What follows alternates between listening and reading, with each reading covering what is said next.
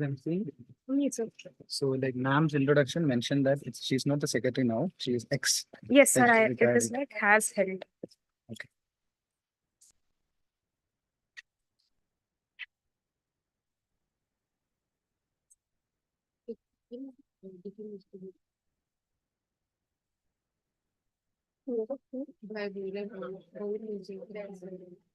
अभी थोड़े बहुत exactly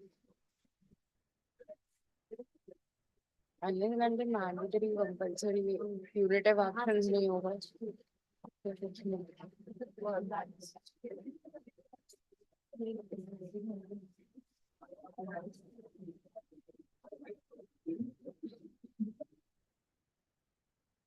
It is on silent. Just put it inside otherwise.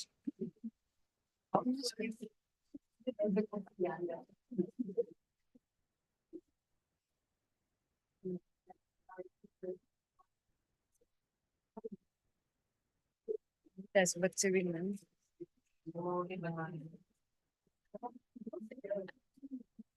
ये थोड़ा दिख भी रही है मेरे को बच्चों में टेंशन लगा मैंने बोला कि ना इतना खाएगा मेरा एगा तो बच्चों के लिए tension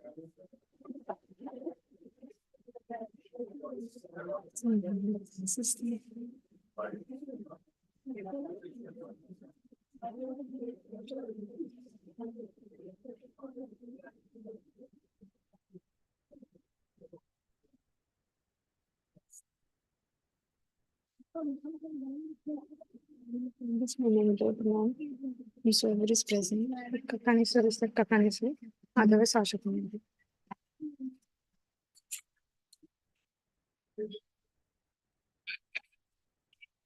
So, should we tell us from the ma'am? Should I no, sir.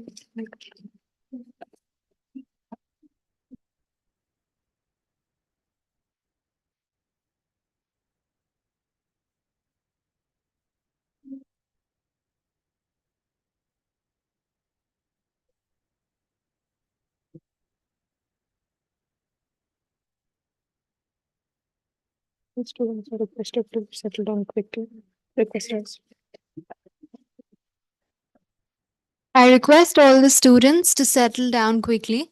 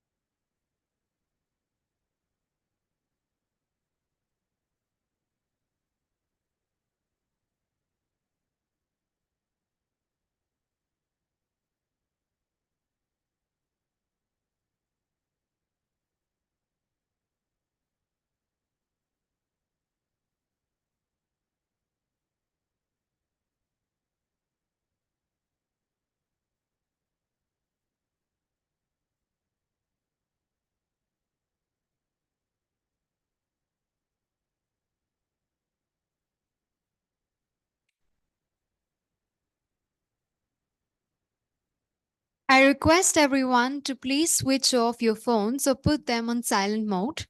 We have an important announcement to make. In line with our commitment to a plastic free conference, there is a drinking water facility located outside the hall for your convenience. Good morning and a very warm welcome to our guests, dignitaries, faculty members, and fellow batchmates. I, Kille Likita, And I, Janice Singh, of PGP Batch 2325, welcome you to the BRICS Development and Governance Conference 2024. moving forward, we have Professor Navdeep Mathur, an associate professor in the Public Systems Group at IIM Ahmedabad, to shed some light on the topic governance in BRICS, navigating diversity for collective processes. I request you all to please put your hands together and help me in welcoming Professor Navdeep Mathur to the stage.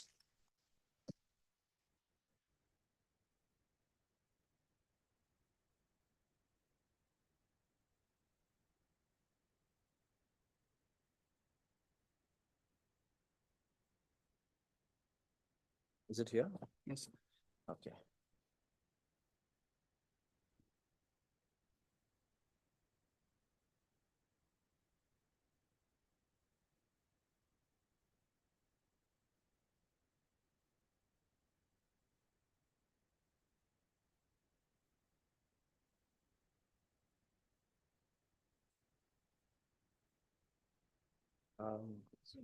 Sure. Thank you.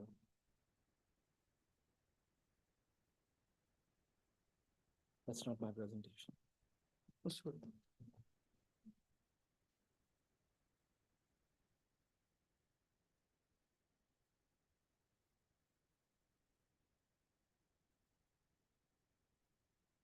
That was it. Who's on Zoom? Somebody on Zoom?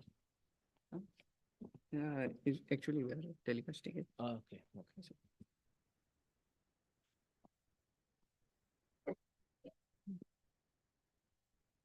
Are there mics in the audience? Yes. All right, that's good.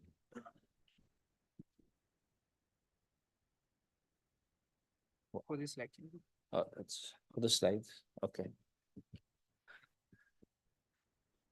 Hello, good morning, everyone. It's a real honor to be here in front of this August gathering. Thank you so much for having invited me here. And I'm really pleased to be part of this, of the BRICS network and being hosted at IIM Raipur.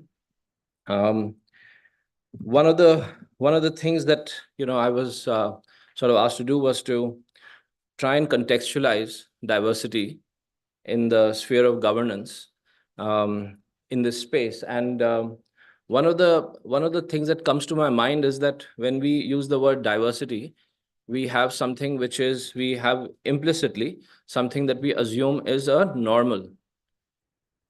And I'm going to take us back about 300 to 400 years to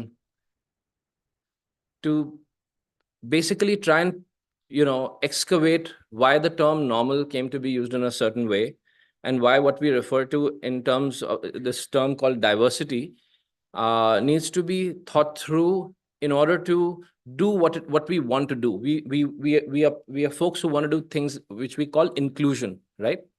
It's a good thing. You include people who are marginalized here. And the story that I'm going to take you through, and I expect some of you to sort of chip in with me. I'm used to the case method in the classroom. So I'm going to force that a little bit upon you. You'll have to speak and share your thoughts and ideas about the images that I'm going to show you. Going back 300 to 400 years, maybe, a Westphalian state, pre-Germany, pre-Prussia, maybe, there was this notion of scientific forestry. And before we do that, I would like, can you see this image? Okay. Can somebody who has a mic maybe or not say, what do you see? What can you see? And say it simply, whatever you see. What is this? Use any words that come to your mind. Green. Okay. You see forest. And when you say you see a forest, what do you actually see that makes it a forest? What are these things in here? Trees. There's a stream going through. A canopy of bushes. Right. So apart from the green stuff, maybe it's not very visible and it can't be probably seen, but what else do you imagine that could be in this space, in this forest? Water, wildlife, chaos. So there's no order. There's no order. That's what Jitesh said.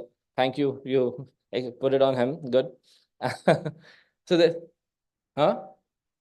between symbiotic relationship between the different entities that live in the forest. Can you name some of the kinds of categories of which those entities may be? Fungi,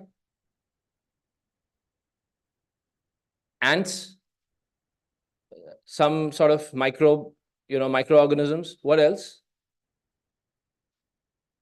Parasites. Okay, what else? Could be birds as well. Animals, wildlife. Can anybody name 5 species of spiders? Black widow, 1. Anybody else? Tarantula, 2nd. These are common names, so people say this. What? Anything else? Any other species of spiders that you know? Indian home spider. You know its name? It is commonly called. All right. So maybe there are, I would say, in this image itself, there could be thousands of species of different kinds, different sizes, right? Which make what our friend here said, makes for a symbiotic relationship, right? Now, here's another image that I'm showing you, and I would like you to point out the differences to me.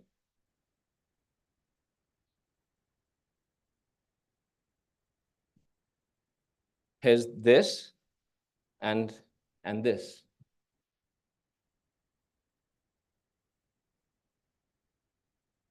It's not as dense, okay? There is a path. Sorry? Okay, all right. All right.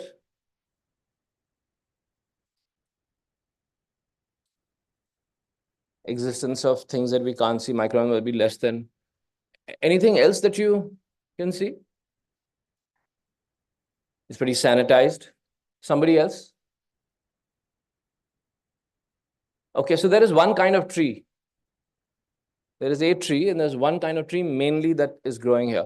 So the main purpose of that particular Westphalian state, right, was to produce timber. The state said that our main job is to produce timber, right? And we have to maximize the production of timber. There were these scientific foresters or people who worked in the government, in the state, who said that, we will do your bidding. This is what we have to do. We will maximize your production of timber. So they had a scientific method, and they went in this forest and they located a tree, which they, the way in which this forest looked, when it was chaotic, they located a tree which had the biggest girth, right? And they called it the normal baum. In German, baum is tree. So they called it the normal and said, this is the normal. All the others are deviant. Right? So if we make sure that all the nutrition, all the sunlight is focused on the normal baum, right? We can maximize the production of timber. But the goal of the state, which the scientific foresters were supposed to supply, was maximizing timber. And they said, we'll also have to grow it. In order to reduce the chaos, we'll have to grow it in straight lines, because that will bring order, right? It'll make it easier to measure and count, even from above, Not that there was an aerial view there at that point of time, but there could be, right? The state sees things in aerial views, zoomed out views, and that's what they wanted to provide them. So they selected this tree and they raised the forest, and they kept this one tree going. And after the first plantation, they got a pretty good crop.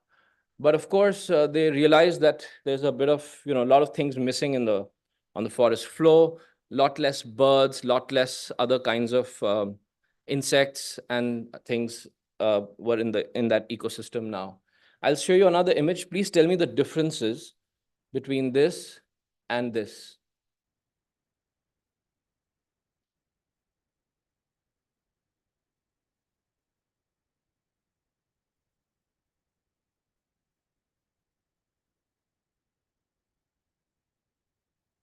There's more sunlight, and why do you think that's because of?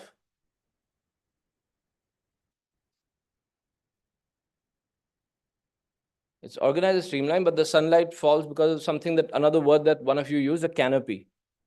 The canopy is now missing, or at least it's thinned out to the extent that there is adequate sunlight. And because of that, there's a lot of things growing on the ground, but pretty much there is something else that is quite notable from the previous image. Now, the girth of the trees, this is the next planting of that same one tree, right? The next planting, we have a serious loss of girth. Why do you think that could be? What could be the reasons? One is soil erosion, because of soil eroded because of?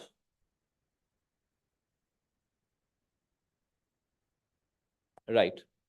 So there's not enough stuff going into the soil that is going to make it equally fertile. All the things that were making it rich have now started disappearing or lowering from there in favor of this one tree, right?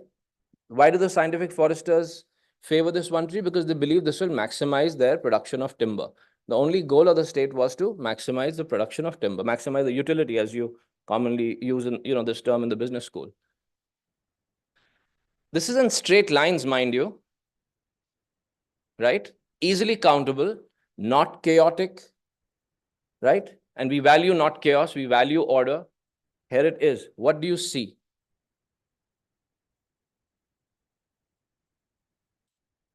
Yes?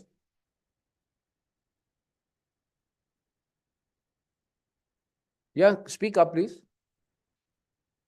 No algae and mosses. Now the girth has shrunk to a level where they've started planting trees a lot closer, because what do you do for efficiency sakes? You minimize your input for maximizing production, right? So now in a smaller plot of land, you have to plant more. So as a consequence of that, less nutrition comes per tree in the next planting, and you pretty much wiped out the girth of the tree. The normal baum, from where it looked like the healthiest tree, right? Because of various things, now looks like this, because those various things are not there. Final, and it's not the final, but there was a bit of worry. Seeing this image, the foresters were, and there was a sort of higher costs now, because they had to use more land to produce the same amount of timber than the first planting. So what did they start doing? They started saying that let's grow these other things, some of them that went missing, let's grow them around so that it enriches the soil. But what they did was, they grew the same thing in patches, right?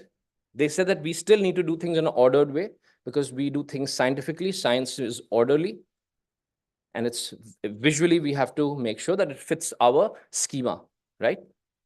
And they grew these things, but nothing really happened to those trees, right? Other things grew on their own pace, but nothing really happened to the normal baum. It continued to lose girth, and the soil continued to do what it was doing. And more or less after planting, these things eroded. Final image is this.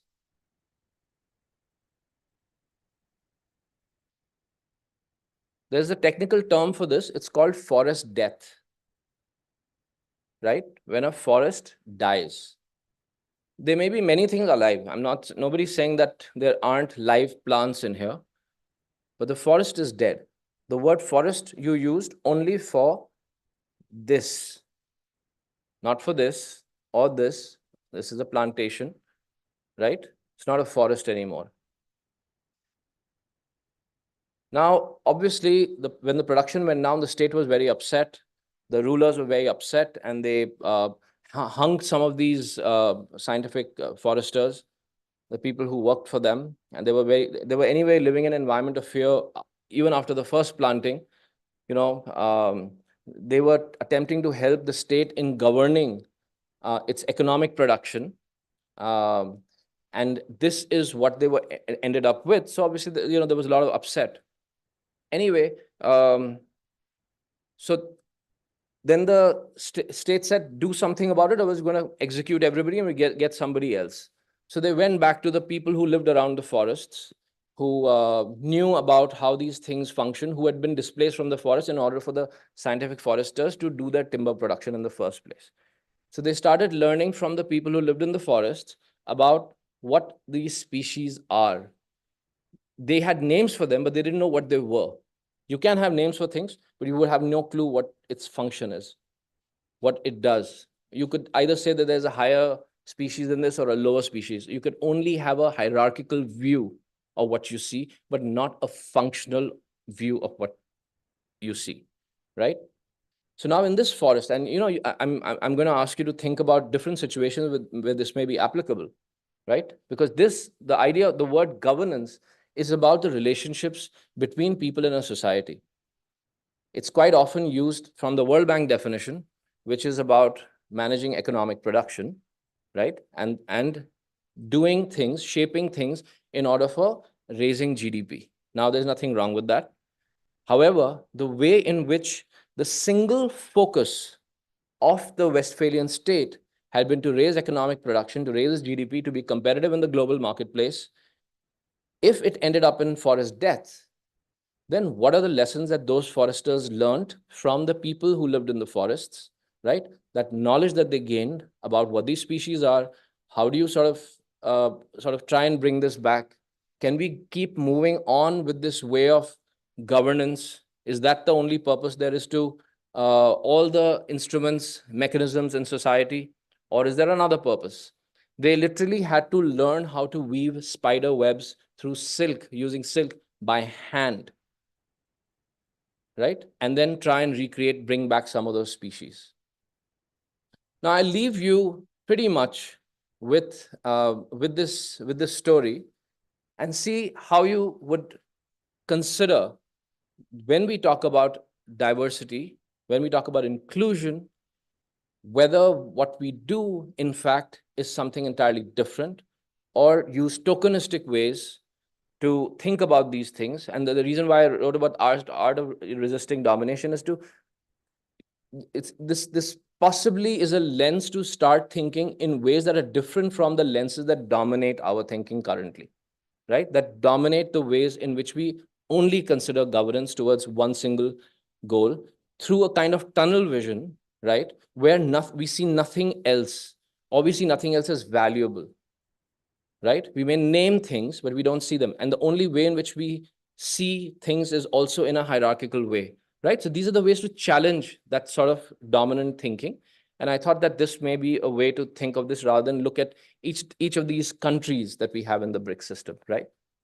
Of course, South Africa has seen the world in a different way and applied yesterday again for calling genocidal starvation in Palestine.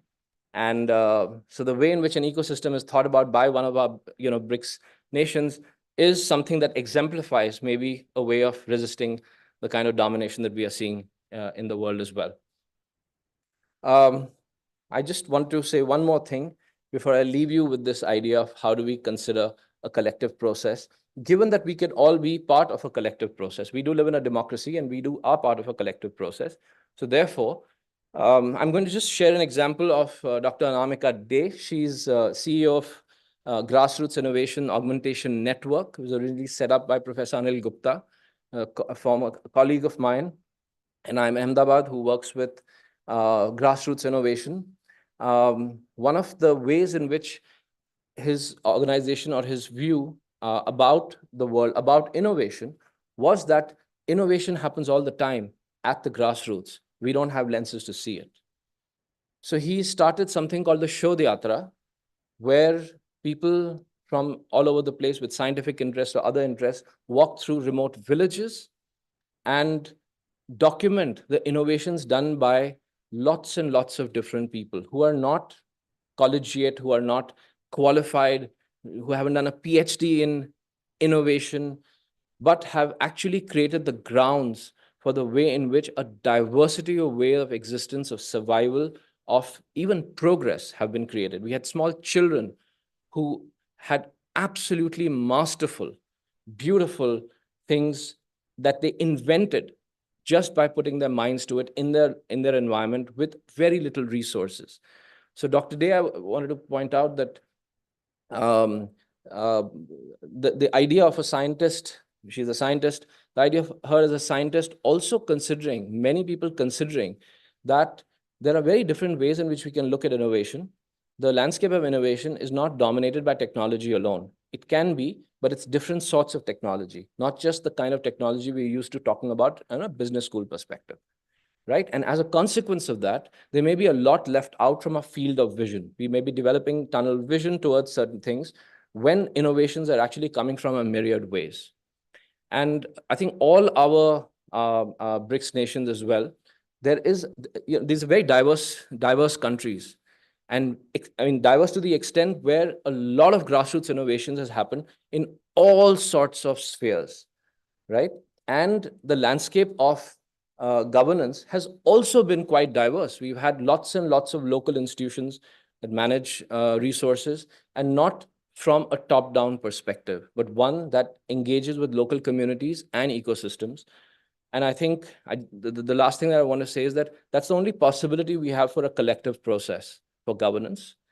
There isn't any other, is in my view. Thank you very much.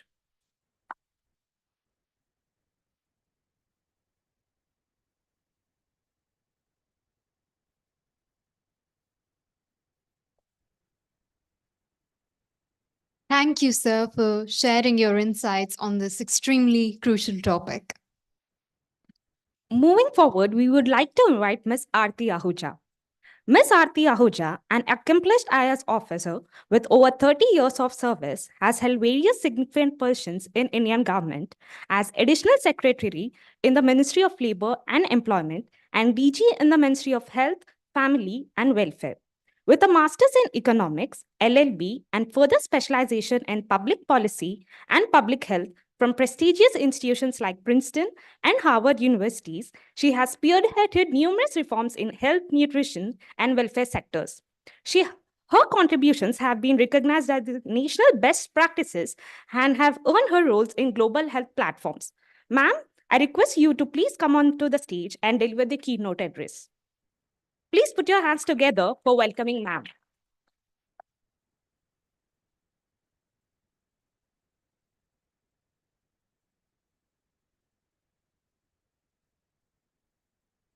Thank you. Thank you for that wonderful introduction. And it's a absolute pleasure to be here in this lovely city of New Raipur and in the campus and seeing all the young, bright faces.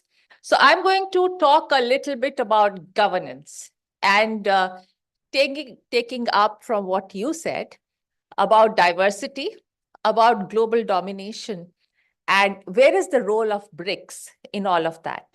I have a small PowerPoint. If that can just be put, then I will, and also tell me how to navigate it.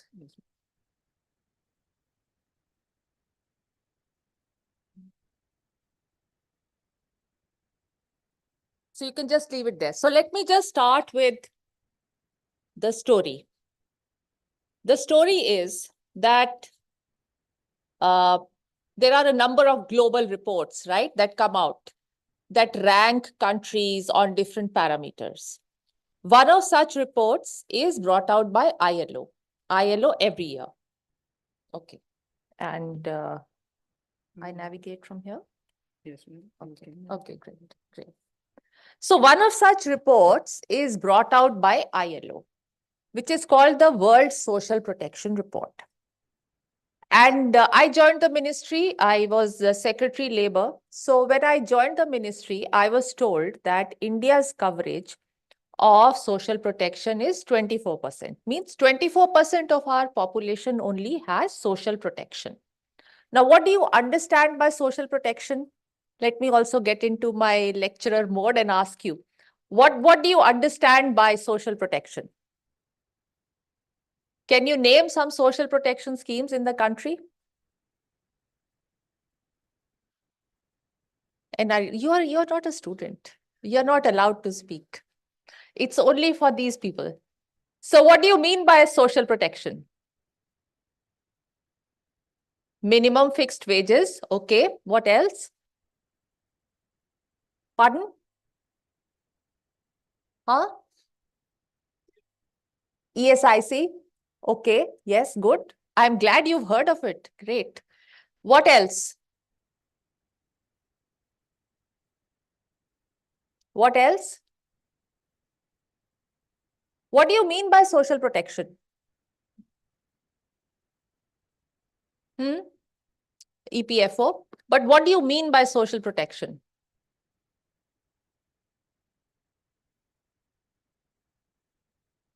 What is social protection? Or social security?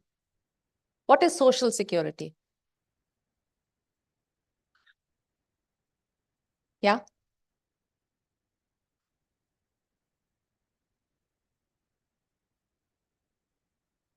Right. So one aspect is safety and security in the physical sense. What else? What is a social safety net? What does it do?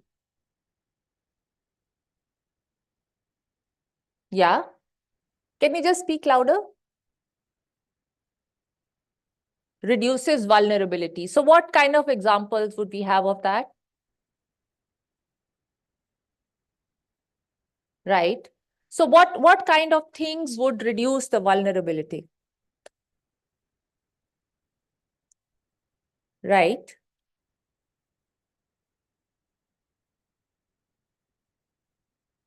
Right.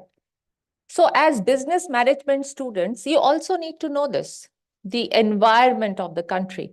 So what are the some schemes that come to your mind about the social safety nets that are provided in the country?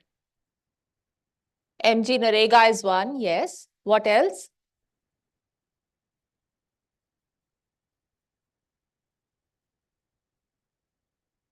Any other thing that comes to mind?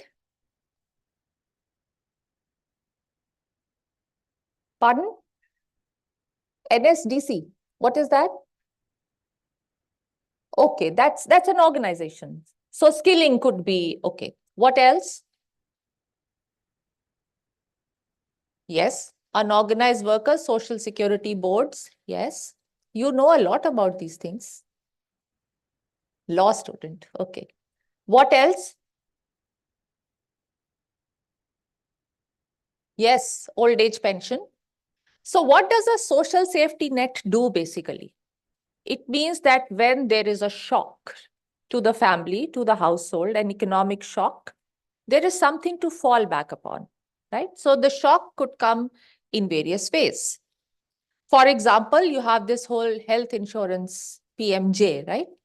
Which are the, right? So which provides 5 lakh cover to the family in case there's an episode of illness and they need to be hospitalized. So that is one kind of a social safety net. Similarly, you have the whole ration system, the whole PDS system in the country. 80 crore people are covered under PDS. What does PDS do? It provides grains, cereals at highly subsidized cost. So what does that mean? It means it raises the real income of the household. They have more money to spend on other things.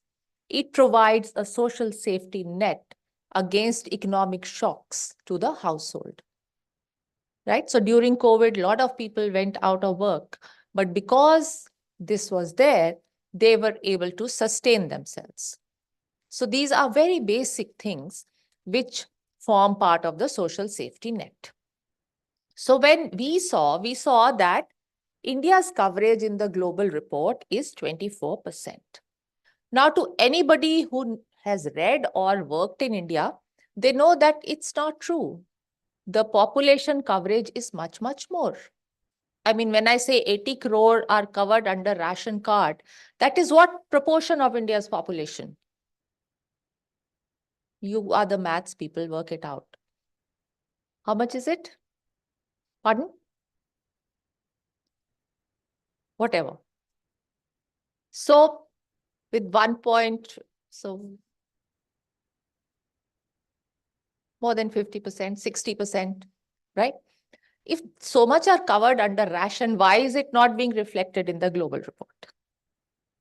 So we took it up with the ILO, that why are you not showing this? And here comes the issue of the world running according to the convenience of others, not people like BRICS. So the report takes into account only those benefits which are in cash, no other form, which are regular, they cannot be a few times, and which are statutory by legislation or by notification. Why? Because in the Western world, the main things are the counterparts of ESIC and EPFO kinds, which are all cash payments, they are regular, they are statutory.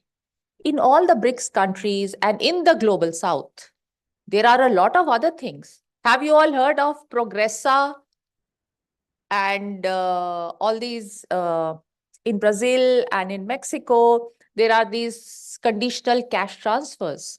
You know, women were not putting their children to school or, you know, the other things. So they said, you meet this condition, we will pay you this much. It doesn't fall under the purview of ILO's definition. So their coverage is also less. Similarly with South Africa, they have their own schemes. All of Global South has other things. In India, we have the housing scheme. We give houses. It's neither cash nor is it regular. So it will not get counted. So we took it up and we used the BRICS platform for taking it up with the ILO. Let me skip everything else that I had thought of. Okay. I'm going to skip all this. Okay. So the BRICS, as you may be knowing, BRICS has different tracks. Like G20, you may have studied a bit about. G20 has different tracks. Similarly, BRICS has different tracks of governments. One of the tracks is the employment track, which is called the Employment Working Group. Similarly, G20 had an employment working group. So we took up this issue in the BRICS Employment Working Group, which was held in South Africa last year. And what happens in all these BRICS and G20 is that it comes out with a leaders' declaration. Why that's important? Because the leaders affirm that this is our priority and going forward, we are going to follow up on that. And this is what they did. And this, the background of that, which I was just telling you and going to elaborate a little bit. So when we are talking of the social protection, as I just mentioned, ILO underestimates it to 24% of our population. So we said, okay, let's find out how many people get cash transfers. So India has a DBT mission, direct benefit transfers, where money goes directly into people's bank accounts. So we asked them, okay, how many people get through DBT? And it's more than 100% of the country's population, more than that. So naturally, that means that some people get more than one benefit. We know that in the same, person may be getting scholarship, maybe getting ration, etc. So we said, okay, we will do a mapping. We asked all the ministries, we identified which schemes get covered as social protection, and we asked all the ministries to share with us their data. And what happened, what facilitated this whole mapping was that the listing of schemes is very readily available. There is a My Scheme portal. Please look at it sometimes. Again, as business people working in India, you're part of an ecosystem and you should be knowing about what is there in Government of India and in the states. So this My Scheme is a national platform and it has more than 1,500 schemes that are mapped on it. So anything you want to know about any scheme or you want to apply for it, you can do through this. So we took advantage of this and we took advantage of the information coming from DBT. And from My Scheme, we came to know that these many we're just taking the central government schemes, right? We didn't take the state government schemes because very difficult to get data from there. But from the central government schemes, we came to know these many schemes are there. And they are all being implemented in silos without talking to each other. Everybody has to apply repeatedly for different schemes when they need to apply. And it's possible people may also be gaming the system. So that's because they don't talk to each other. What helped really in this mapping is that now the country has Aadhaar, which is a unique identifier. So let's say there are two Aarti Ahujas. There would be multiple Aarti Ahujas for that matter. So how do I know which Aarti Ahuja has got ration, which Aarti Ahuja has got housing? And that is possible only through Aadhaar, through a unique identifier, which is a digital identifier. So we used Aadhaar, but Aadhaar has privacy issues. You cannot use somebody's Aadhaar like that. So each and every Aadhaar was hashed. Hash means that you create a hashtag, much like your tweets, right? You create a hashtag, it becomes encrypted. You cannot identify to which individual it belongs. But in the background, you can always run that information. So we did that. And through Aadhaar, because this backbone, the digital backbone exists in our country, we were able to do this mapping and find out how many people are covered under different kinds of social protection schemes. So when we did this exercise, we had to also put them in the categories that are accepted by ILO.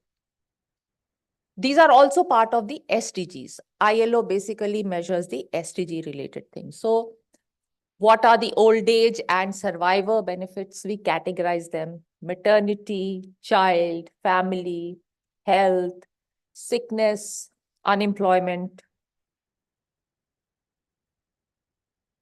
scholarships, and other benefits, amongst which there are a lot.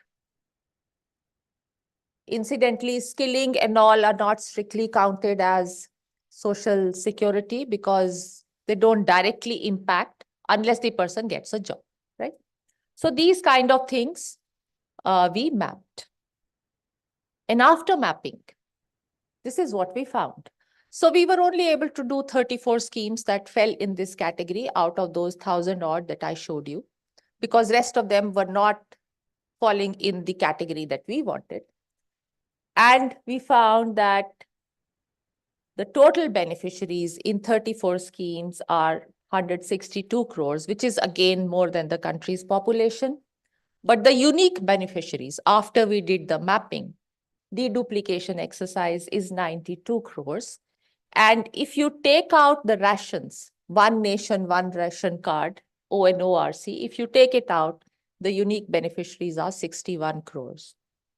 So when you are looking at 92 crore people in the country covered by one social security benefit or the other, that works out to almost 65% of the population, right? Which is a huge number. And we have not even taken into account the state schemes. If you count the state schemes, it is going to be much, much more. So when you look at the categorization of these schemes, For old age benefit, for example, there are 14 crore people. And this is, again, as I said, central. The state governments would be probably twice or 3 times the size because they give their own pensions.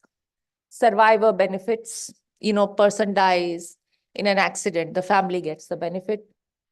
Then the family benefits, the scholarships, child, maternity, unemployment, ESIC, EPFO give those unemployment benefits, employment injury, medical care, invalidity if when there's a disability, sickness, and other things. So this we have sent to ILO for inclusion in the next report, and they have promised that it will be included. Then what we did after sending to ILO, BRICS came as a very opportune moment for us. I attended that BRICS employment working group, and we made a presentation, which was much more detailed than what I'm doing to you. And we said that, look, we did also an analysis of all the BRICS countries. And for each country, we said, look, this is what the government is doing, which is not getting counted in this global report. So it kind of shook everybody up because you get underrepresented. So let's say Germany or France would be showing coverage of social security as 98%, but South Africa would be 30%, just because of the methodology, the process. So when we did this analysis for all the BRICS countries, they really felt that this was a kind of a cheating going on. This was not right. This was a misrepresentation of their efforts. So everybody understood that this is something that we need to do. And surprisingly, we also compared with how this is measured by other international organizations. World Bank and ADB don't do this kind of a thing, right? So they include other things because ILO said we will not take PDS because it is in kind. We'll not take housing because it is in kind. So that kind of a thing many countries are doing, and that kind of a thing is something that World Bank and ADB take into account. They take in-kind benefits when counting social security. So we presented that also in that BRICS meeting in Durban. And all my counterparts in those countries were really very enthused with the idea. And finally, when the leaders' declaration happened, the leaders' declaration decided that we'll have a separate para on this issue. And finally, this was included.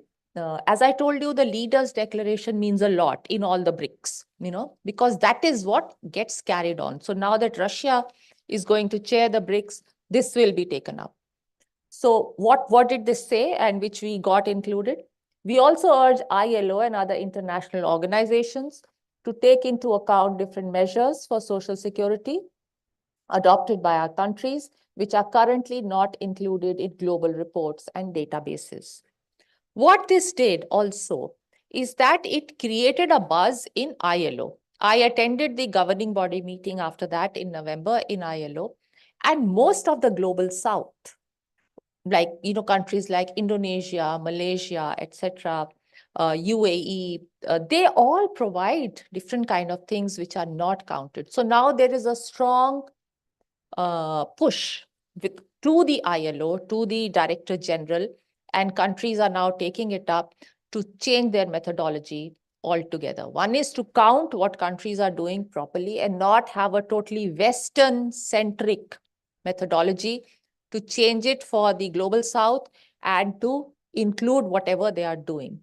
So this has been the opportunity and the platform that BRICS provided.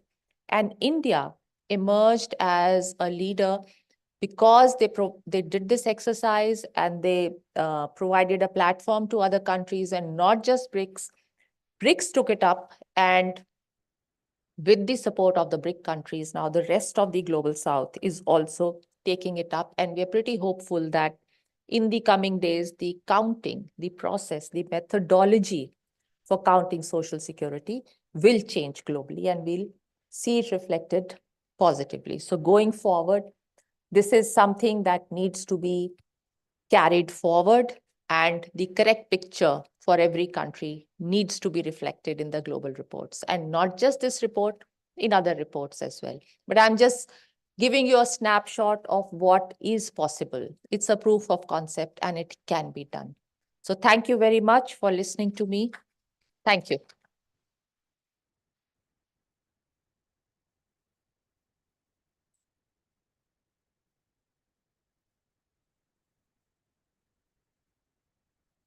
On behalf of IIM Raipur, I would now like to request Professor Samar Singh to please present our speaker, Ms. Aarti Ahuja, with a bouquet and memento from IIM Raipur.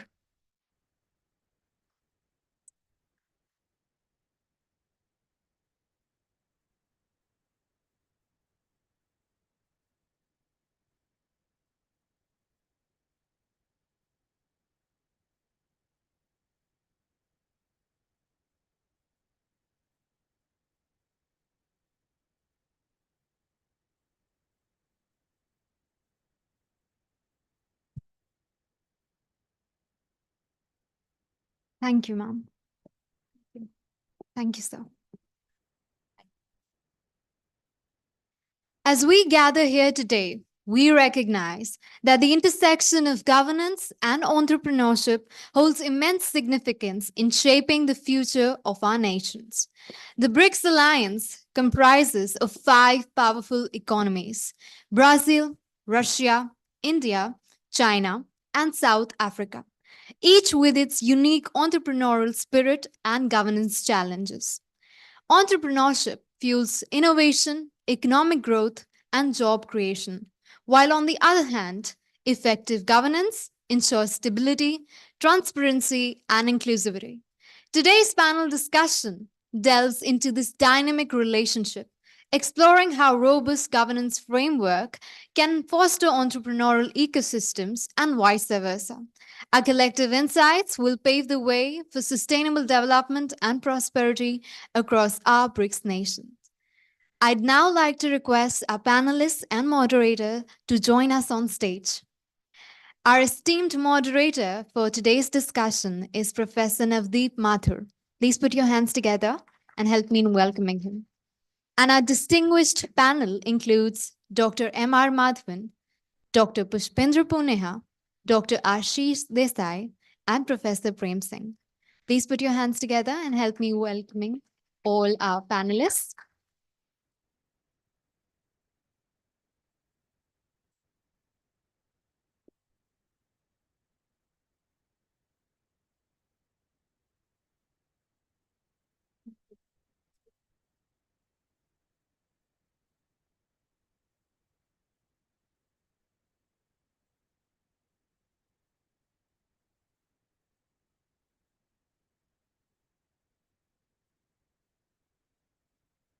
I'd request our esteemed moderator, Professor Navdeep Mathur, to please present all our panelists with a bouquet.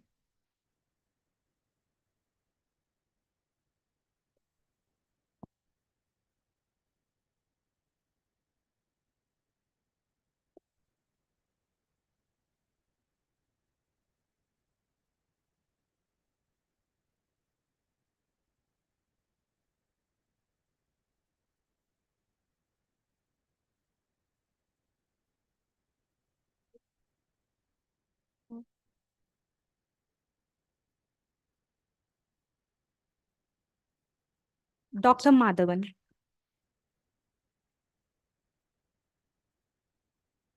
Dr. Ashish Desai.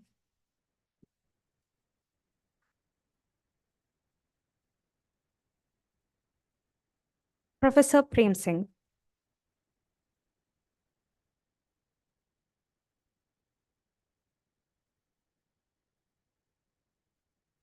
I'd now like to call upon stage Professor Asha Purna to present our moderator with a bouquet.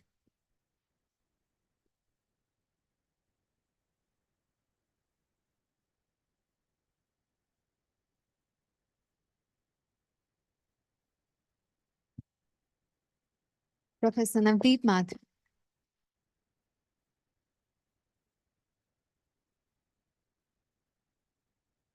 It is my honor to introduce to our distinguished moderator for today's session, Professor Navdeep Mathur. Professor Navdeep Mathur, an associate professor in the Public System Group at IIM Ahmedabad has an extensive background in public policy and administration.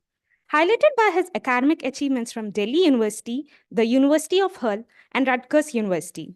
His research focuses on critical areas such as public policy, democratic governance, and the effects of globalization and development-induced displacement. He plays a key role at IIM Ahmedabad, educating future policymakers and leaders with his expertise. Beyond teaching, Professor Mathur is actively involved in global policy sphere, coordinating member of the International Academic Network, co-editor of Critical Policy Analysis, and member of the European Consortium of Political Research Standing Group. Through these positions, Professor Mathur plays a pivotal role in advancing public policy and governance, understanding and implementation worldwide. Please put your hands together for Professor Mathur. It is my great honor to introduce Dr. M.R. Madhavan, President and co-founder, PRS Legislative Research. Dr. Madhavan is a driving force behind enhancing India's legislative processes. His institution focuses on transparency, informed decision-making, and citizenship participation. With an engineering degree from IIT Madras and an MBA and PhD from IIM Calcutta, Dr. Madhavan combines technical and management expertise. Before PRS, he has contributed to equity research at ICICI Security and served as a strategist at the Bank of America. His commitment to informed legislation and citizenship engagement has garnered recognition, including the Distinguished Alumnus Award from both IIM Calcutta and IIT Madras. We are pleased to have you here, sir.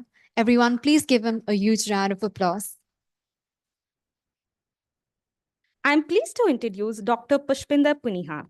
Dr. Pushpinder Puniha, a retired IRS officer, currently serves as the Senior Advisor of Finance and Taxation for the Board of Control for Cricket in India. With expertise in financial matters and taxation, within cricket administration, he plays a pivotal role in the BCCI's operations and decision-making processes.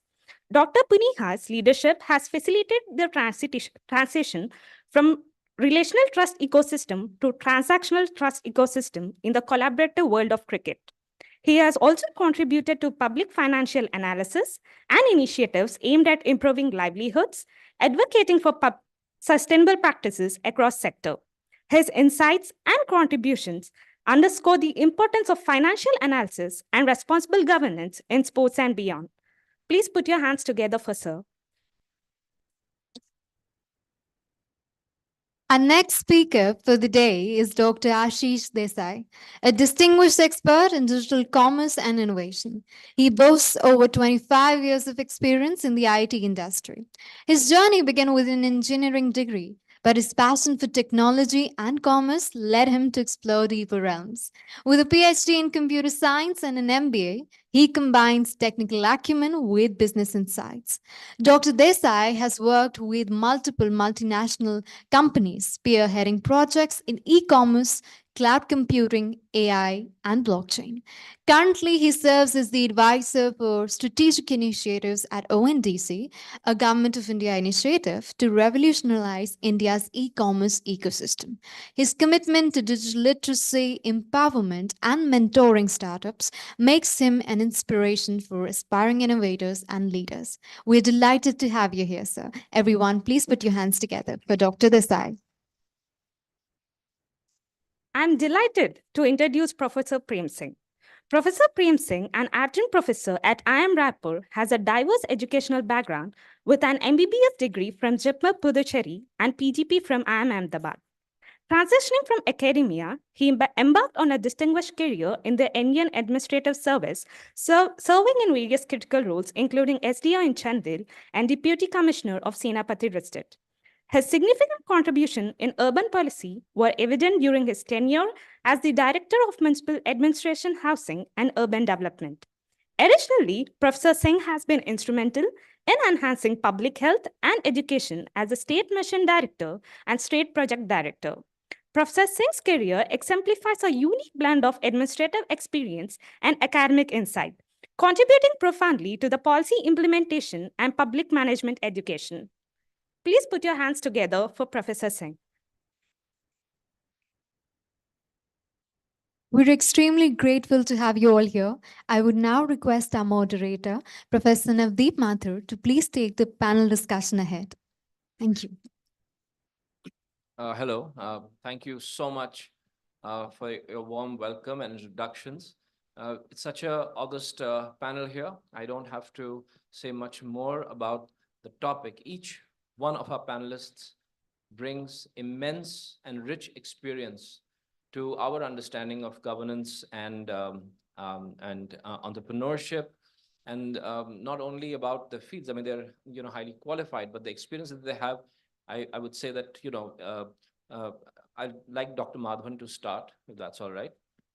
And just to say that the effort that I keep saying that he's made, the work that he's done has made our lawmakers more literate. Not that they weren't, but being more literate is better than where we started off from. But over to you, sir.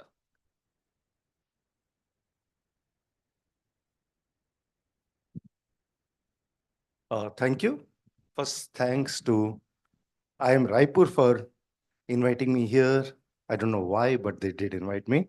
And thanks to Professor Mathur for getting me to speak here, and to everyone else, and welcome to everyone else. So I was just thinking, I am an entrepreneur in the sense I started a not-for-profit enterprise, and I've been doing that for 18 years. And I do part of my job as an entrepreneur is, other than running the particular organization that I do, is also our core role is to look at governance and look at laws and policy. So I thought, okay, let me try to look at it both at a macro level and at a lot of particular issues where things come up. And my knowledge is more about what happens in parliament and what are the laws, etc. And I have a background, though I don't have an economics degree. I was called the economist. I don't know why again, but I was doing that job at both ICICI Securities and at Bank of America. So I've looked at the Indian macroeconomy in my past life. So one distinct feature of India, and I'm going to talk, I know this is a BRICS summit. I have absolutely zero knowledge of any country other than India. So I'm going to focus only on India. So one very clear trend that we have seen in the last, let's say, 30 years, 91 was a breakpoint, post-91 reforms, is we see a lot of entrepreneurship, almost entirely in the service sector. Very limited, you talk about unicorns, all of them are in service sector. Hardly anything in the manufacturing sector. Very unlike, let's say, if we think of the United States, look at Elon Musk. He is a first generation entrepreneur, made his money on PayPal, then Tesla. Of course, he took over, but he has built it up. Manufacturing, SpaceX manufacturing. He's doing a bunch of manufacturing. In India, other than traditional manufacturing setups, you'll see the Tata's doing it. The Godrej is doing, and all the old business houses, you hardly see any new. I would be surprised if a graduate of IIM Raipur who becomes an entrepreneur gets into the manufacturing setup and not into the service setup. I would be really surprised. People like us don't do it. Why? So, and does the country need it? Yes. Because finally, if you have to get people richer, or I won't say richer, at least get them out of poverty, we need to move people out of agriculture. Agriculture income per capita is going to be minuscule. People need to transition out, and all other countries have done it by increasing their manufacturing setup. So we need entrepreneurships, larger manufacturing. We need that as a country if we need poverty to be reduced. So back to basic concepts of economics, factors of production, what's there? Land, labor, capital, and of course, technology, let's say. What's our picture there? I'll start with capital. Since 91, progressively, capital has become easier and easier to get. If you have a good, viable business model, business running, I think capital is available today. The service sector gets it. All the unicorns get massive amount of capital, which they burn even if they don't have. Many of them don't really have a business model, but they still get capital. There's no longer a constraint. land, I think this is the single largest constraint in India. And it's quite ironic for all of you who live here, who have taken the road from the airport to here or the railway station to here, who drive through Naya Raipur, anybody who says India has shortage of land, you laugh at them. I mean, streets, nothing, barren land all over the place. But if you want to set up something, I can't get land. What are the problems there? Several, and they are regulatory problems, and a lot of our issues with entrepreneurship are regulatory. That's why I'm bringing up the governance point. One, titling. So the Land Acquisition Act, the new one came up in 2013. The process started in 2007 when we removed the old 1890s Act. And the typically Indian industry wants the government to acquire land and give it to them. All of you know what happened in Singur and Nandigram and places like that, which is essentially government acquiring agricultural land, converting, giving it to industry. So I talked to a number of people when we were doing research. I said, why do you want the government to give you land? Why don't you buy? I mean, you're buying, you are hiring labor. Why don't you buy land? You're buying machinery. Why don't you buy land? And the answer is simple. I need to set up a factory, a set of contiguous land. So even if I negotiate with everybody, even if I manage, firstly, I need contiguous. So if there is some 3 guys holding out in the middle, I'm stuck. I can't do it. But even if I manage that, I get the land. We do not, we have something called presumptive titles. So I'm never sure about the title. Some guy 10 years down the line will say this land was not that person's to sell. And there's something very interesting. I talked to the then secretary in the department of, it's called DOLR, land land resources. Okay. And he told me, and he has said this in public, so I can quote him, Mr. K.B. Krishnan, Dr. K.B. Krishnan, and he has a good sense of humor. He said that if the two of us go to the New Delhi land registrar and I sell you Rashtrapati Bhavan, the land registrar's job is to check whether my documents, whether I am K.P. Krishnan, make sure I am K.P. Krishnan. Check your documents, see, are you M.R. Madhavan? Make sure you're M.R. Madhavan, and he has to register. It does not see whether the land belongs to K.P. Krishnan. He checks the buyer's and seller's identity. So our land titles are always, we don't know. So industry wants land title. I mean, I set up a factory 10 years down the line, I need to know that I own the land. So land titling issues, we have created artificial scarcity in cities.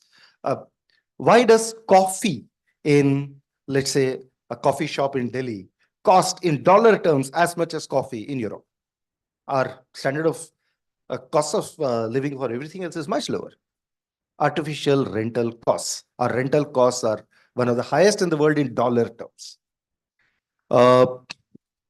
Now the acquisitions have become more difficult. So land is a big constraint where we need the governance to be done right if you want to move. Labor. Well, it's easy to do. Again, there is what Manish Sabharwal calls huge amount of regulatory cholesterol. So if I have more than 20 people in a factory, I get into the Factories Act. The level of compliance costs just shoots up. I mean, if there is somebody earning 16,000 rupees a month, that person needs as much as possible take home pay to survive. But you're taking away a bunch of it through social security payments from that person.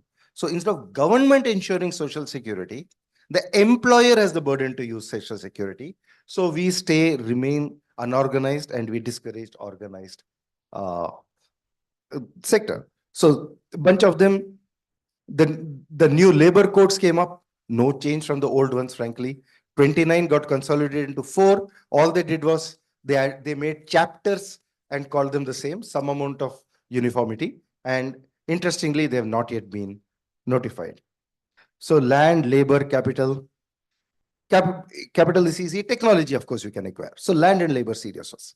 I'll just come to some incidents to highlight some of these issues. This was a big picture. Okay. So the regulations. One of my friends was uh, a senior person in a pressure cooker company. They make and sell pressure cookers. One day, the weights and measures inspector came and checked.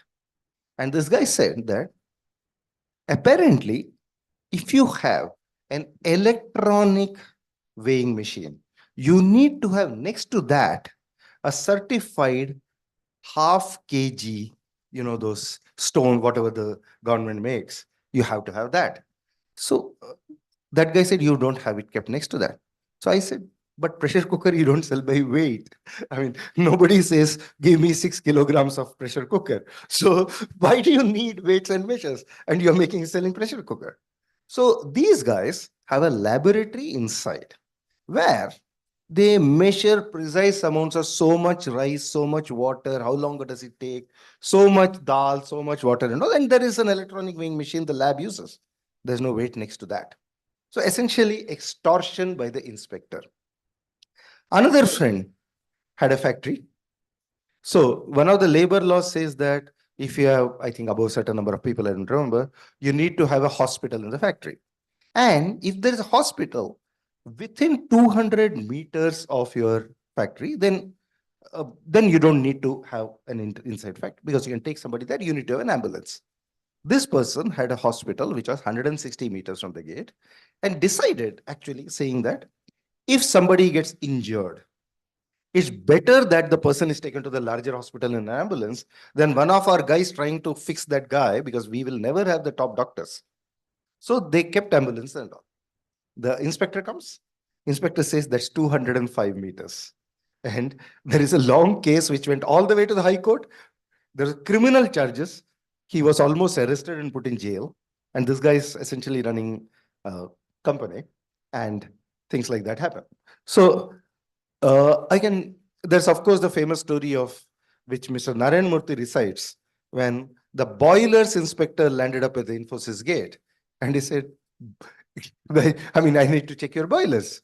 He says, I'm a software company. Where are the boilers? That guy came and then he said, you have this large canteen and there is this large boiler which makes hot water and you haven't got it inspected.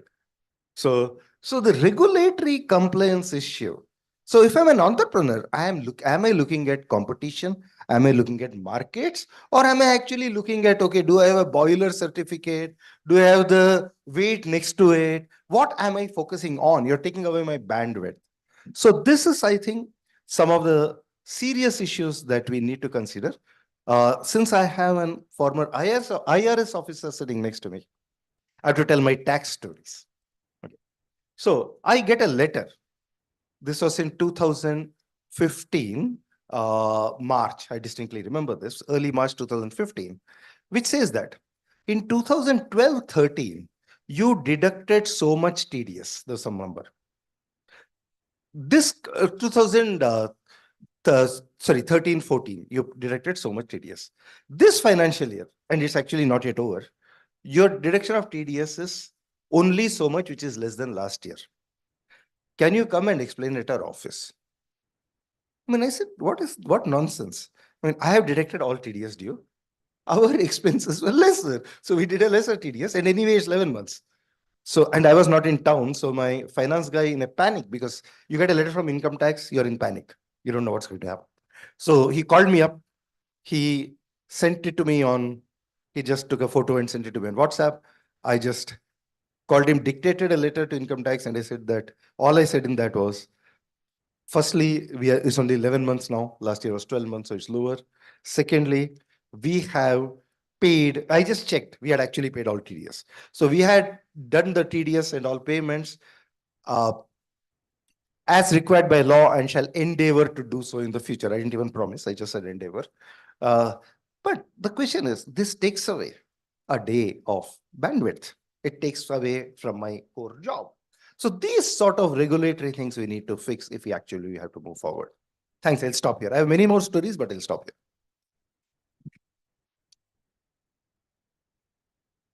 Many thanks, Dr. Madhavan. It was very interesting insights into regulatory challenges in the entrepreneurship ecosystem, historicizing it as you have done and also bringing it sort of to the current day. I'd like now to call upon Dr. Pushpinder Punia.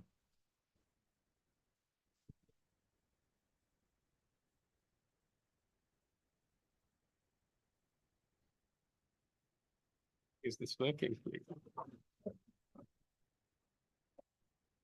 Yeah, sure. Very good morning to all of you. Let me begin with a quote which is attributed to the famous scientist Isaac Newton. And I don't know whether he really said that or not, but it is attributed to him. It says that if I see farther than the others, it is because I stand on the shoulders of the giants. So in the last 3 days, I have had the privilege of interacting with many giants from across the world, our international delegates and all. Thank you all for all the insights and all the delegates and my fellow panelists from whom it has been a huge learning experience. And learning and innovation, as Professor Mathur rightly put it, comes from everybody.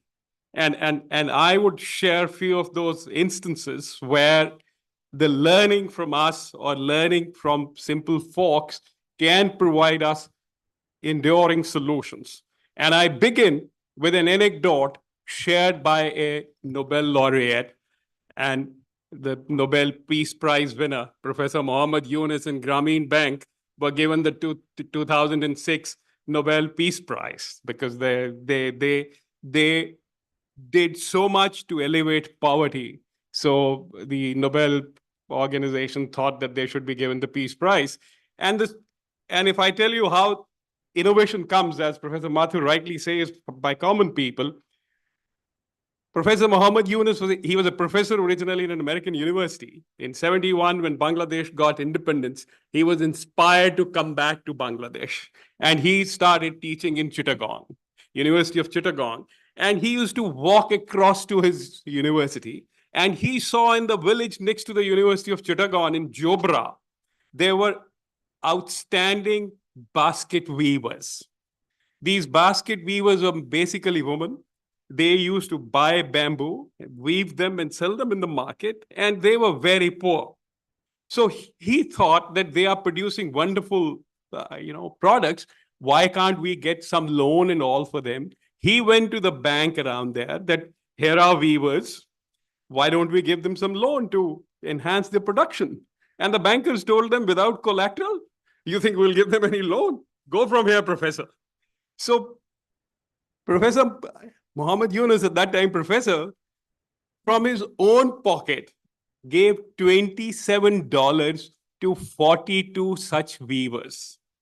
And when he went to them, and this is where the innovation comes with Professor Navdeep talked about, the Begum Sifat, he calls her, was one of the weavers who said, you're giving us this much money. Let me tell you, here is my group of 7 of us. We stand surety that we will return your $27.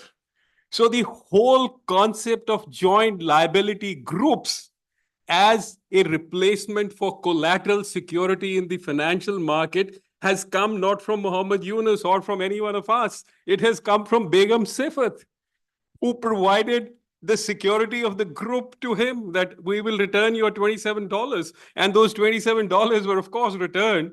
And it gave birth to joint liability groups, self-help groups across the world, which have led to so much of poverty elevation. And eventually, if those of you who have read microfinance and all, Grameen Bank gave finally loans to 16.9 million people. And the recovery rate from that. No bank in the world has achieved the loan recovery rate which Grameen Bank achieved. 93.8% timely recovery rate. Poor people repay their loans. It is the rich guys, the elite like us who falter. So that is what I'm saying, the innovation. And I'm so glad that Professor Mathur raised this issue. Innovation comes from anywhere. And it is for us, for platforms like BRICS, to pick it up and to contextualize it and then replicate it if possible in our kind of situations. And I want to share few of those examples which have kind of succeeded in India, which can be localized in the institutional framework of each country, which is member of the BRICS, and can probably be adopted there. And I'm talking from the data which has come out in the last few years in India, which shows that if you compare across the Indian states, and Indian states are, some of them are big enough to be like, in population terms at least, to be as big as countries, there is a huge differential in terms of poverty, in terms of human welfare. And that is not correlated with the per capita income in that state. It is, if you see the relationship, it is not causative, I must admit that, but the relationship is so strong that it suggests that if you decentralized, if you have community participation, if you have some women-centric interventions, the poverty indexes, the welfare indexes of those states are so much higher. To just give you two statistics comparatively, like first is that in terms of per capita GDP, Kerala ranks at number 12.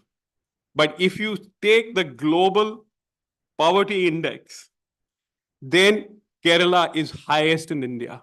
Only 0.27% of Kerala's population is below the global index of poverty, whereas the total aggregate Indian figure is 14.65%.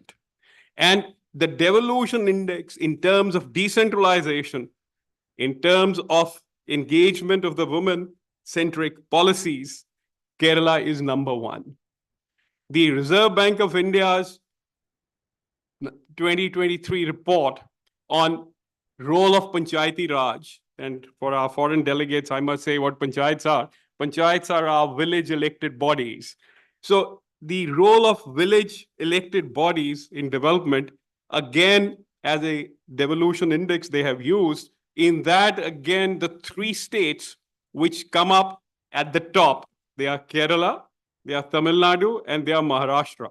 And once again, in terms of human welfare index, in terms of the global poverty index, they rank the best. You check up the Niti Aayog, and Niti Aayog is our government-sponsored think tank, Niti Aayog's report of 22. They have also done an analysis on similar kinds, where decentralization and the kind of relationship with human welfare and then poverty indexes, and same kind of data is reflected in that.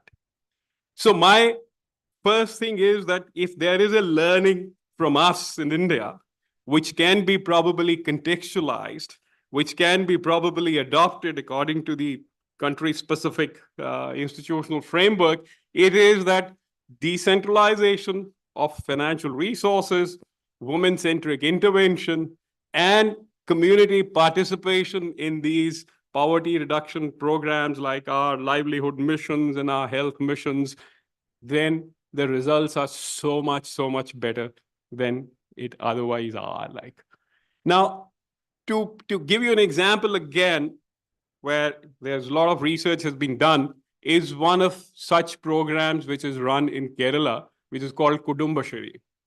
First of all, let's learn from that how important it is to even name a scheme. You know, it is a woman-centric scheme. The moment you say it is a woman-centric program, I'm going to give funds to that, reaction comes. You know, maybe people like us on International Women's Day, I must say that, you know, males will react that, oh my goodness, the government is going to give so much funding to that. So they did not name the program. And they didn't, even till now, the Kudumshri mission does not say so, though it is purely women self-help groups. More than 44 lakh women in Kerala are participating in the neighborhood groups, which are supported by the Kudumshri mission. But they don't say it is woman-centric, they say it is Kudumshri. And again, if I must tell you that Kudum in India means family, community. So you name it not like woman-centric. So I try and avoid the kind of protest which will come by giving a program a proper name, that I work for family betterment, for betterment of the community. I'm not working only for one gender or one woman. And same way, like they do, like all these small enterprises, micro enterprises, and they run about 49,000 micro enterprises in Kerala, 49,200 to be precise, the figure is. So they do at times even waste management. But again, the waste management, they have introduced with it greening of the environment. Those groups, the neighborhood groups, which are engaged in waste management, are not called waste management groups. They are called green soldiers. So I am saying the naming, and you give me dignity for the work I'm doing. Why should you say that I'm doing something menial? I'm working for the community, and they have associated those objectives along with those self-help groups, given them support so that they become the climate protectors also. And how public policy can be used for that, I can give you an example. Some of you may say ethically, probably this is not correct, but this is how they support the neighborhood groups there of the women. 2 years ago, I'm forgetting the district's name now, one of the district in Kerala decided that they are going to go polythene plastic free. So what they wanted was that, the local produce thing or the jute bags and all will be introduced. They gave a 3-month prior kind of a notice to the women neighborhood groups that we are going to implement this policy here. Why don't you get into this production? So 340 neighborhood groups of that district got into production of bags which are made from non-polythene, and they are like made from biological products. So this is the kind of, again, first of all, you gave them a head start, so they could prosper on the basis of that. Second, they got dignity again on it, that no, we are doing something which is really worthwhile. I'm helping in the climate. So these are the kind of things which I'm saying, that when we go for welfare programs, when we go for the people who are really at the bottom of our society, we need to not only give them resources, we need to give them dignity. We need to give them a feel that they belong and they are contributing towards the community's welfare also. So the second example which I want to share with you is that how, again, community participation can really help us in a lot of institutional development also, and the societal development is one software development which has been done for ensuring more transparent elections in India. C-Vigil, I don't know how many of you, like your voters, how many of you know that there is an application called C-Vigil? It's unfortunate that they haven't as yet, electronic voting machine has been talked about in the press all the time, but this particular innovation, which is tremendous innovation, has not been talked about so much. So C-Vigil is a smartphone-based application on the basis of which the voters, when the model code of conduct comes, can report any incident which breaks that code. You know how model code of conduct is devised? The model code of conduct is devised so that the people with extra resources or those in government do not have advantage over other candidates. So it is like, we all are aware of it, that in Indian elections, a lot of liquor is distributed and for, influencing the voters and getting votes. And again, it is particularly done, liquor drinking openly in society is only, again, a male-dominated activity. So what was done in 2021 elections in Kerala, the self-help groups were organized and they were given the C-Vigil software that you can report wherever you see liquor coming. Why would women get affected? Because women are the most affected when free liquor comes. Family disturbance takes place, family violence takes place when, the husband and the and other people have free liquor to drink. As a consequence of that, what happened was that during the 2021 assembly elections in Kerala, 161,000 reports of model code of conduct came. And this software is devised so that the identity of the complainant is protected, but it is indelible. Once you report that there is a violation of model code of conduct, it cannot be erased. Now, the other people who are impacted by that, in the model code of conduct, it is that no public meeting for elections can take place beyond 10 p.m. So, because it disturbs your family life, it disturbs your sleeping pattern and all, and it particularly disturbs students. So, and the elections were taking place in April, where a lot of students are preparing for their exams and entrance exams that all are there. So we received huge number of those complaints where the public meetings which were held beyond 10 p.m. were reported to us. And then to all the district authorities and all. And what happened after that is, to each candidate, 2 warnings are given. If you are found third time that you are hosting a meeting, public meeting beyond 10 p.m., you are debarred from election. You cannot remain a candidate any longer. And that had such a wonderful impact. We put 2 most influential candidates in Kerala on notice on that, because they held public meetings at 11 p.m. And the message went across the state that, they mean business. And we will be debarred from election if one more, and it went like that look, so many people, and I must say, I'm so proud to say that number of those youngsters who had reported that said, we don't even want to hide our identity. You can give our identity there. We are proud to say that these people have violated the model code of conduct. They have held the meeting at 11 p.m., disturbed my studies at night. I am willing to come out in open and report it also. So if you empower the community, give them that, we are giving you a kind of right which can, result in something positive for you and positive for the society, then people come and participate. This takes me back to, if any one of you wants to read, and I would love you to read Alexei Tocqueville's work. When he went to US in 1800 visiting, he was a European, and he was very worried that why Europe isn't progressing at the same rate at which US has started progressing. And one of the concepts which he has given in social sciences is called self-interest rightly understood. Please go ahead. If any one of you want to read about him, read it, what it is, that you provide platforms where my self-interest is respected, but my self-interest is regulated in such a fashion that it leads to better community outcomes.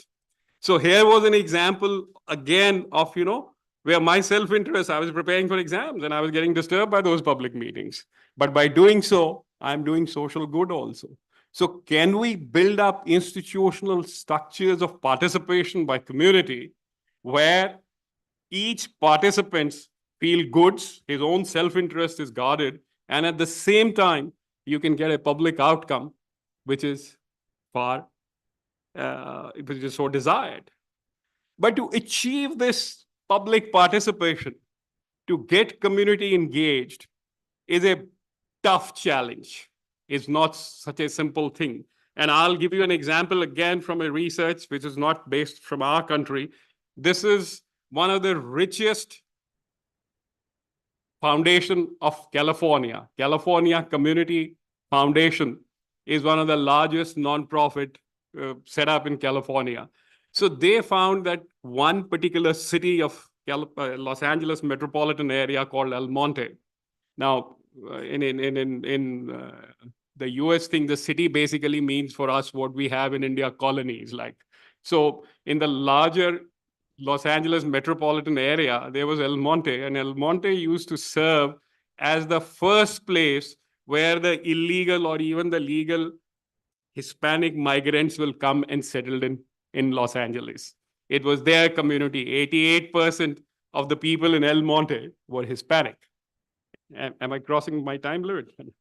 So the Hispanics will come there, they will speak basically Spanish, and their interests were not getting articulated in the city council or so. And El Monte was like becoming a crime place, becoming, a poverty kind of an area in Los Angeles.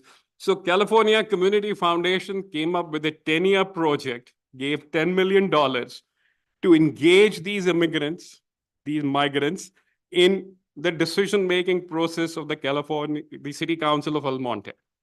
And University of Southern California was given a research project to see how this happens, how effective this happens. And what was shocking, though the city managers knew that their work is being watched at this time by the academic scholars, what the research has found is that only 7% of the time was devoted to the problems which the new migrants faced. And 9% decisions had some impact based on what these people said in the city councils, what their interests they were articulated. And after 10 years and $10 million, the only consensus which could be drawn was that they should provide some more schools and some education for the migrants. So what the research showed was that, first of all, the people who were the beneficiaries of this, supposedly these Spanish-speaking migrants, they were afraid to articulate their grievances in the public forum. So we checked with them, spoke to a lot of them. They will talk something very different to the research scholars, and when they'll go before the city council, they will not say those things. They would tell us that we are hungry.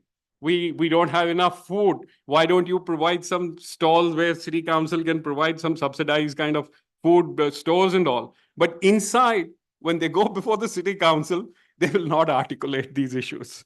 And one of the reasons was that it may be taken as that I'm an illegal immigrant. I may be thrown out of the country if these people start talking about it. And the other thing which we found was that the language which was being talked about in city council was jargon. We bureaucrats, like, as my fellow panelists told you also that I'm an ex-bureaucrat. So we use kind of jargon and language which is not understandable to most of the people.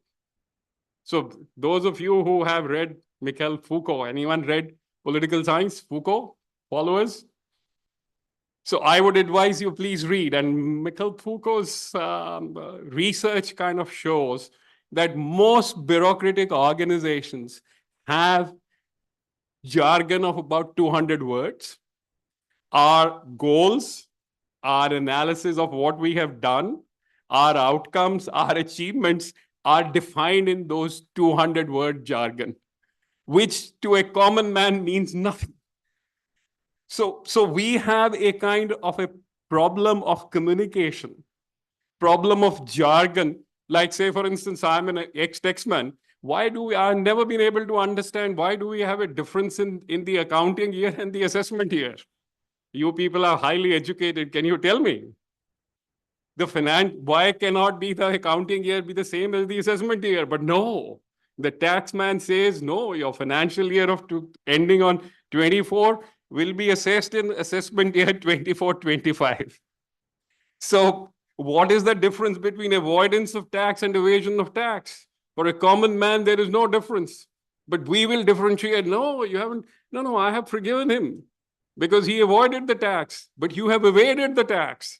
So you are going to be punished. For a common man, these jargons don't make any difference.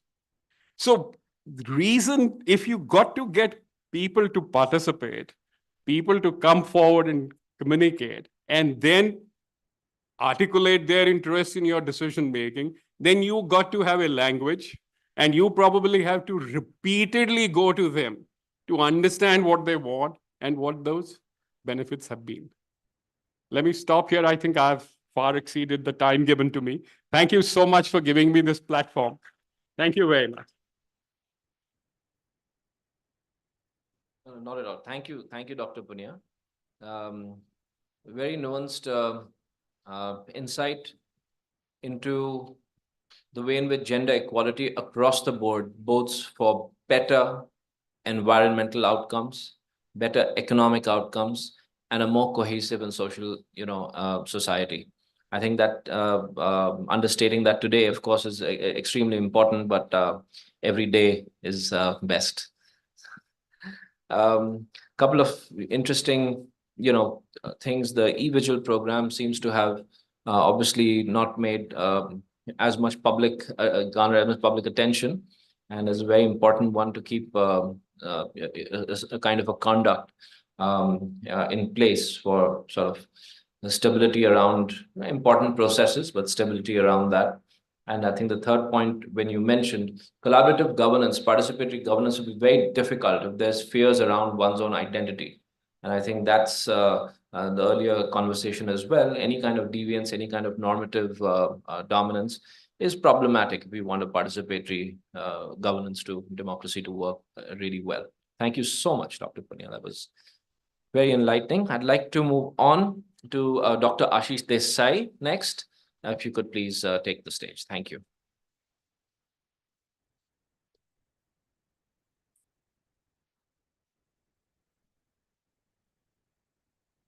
Thank you. It's an honor to be here with the esteemed panelists.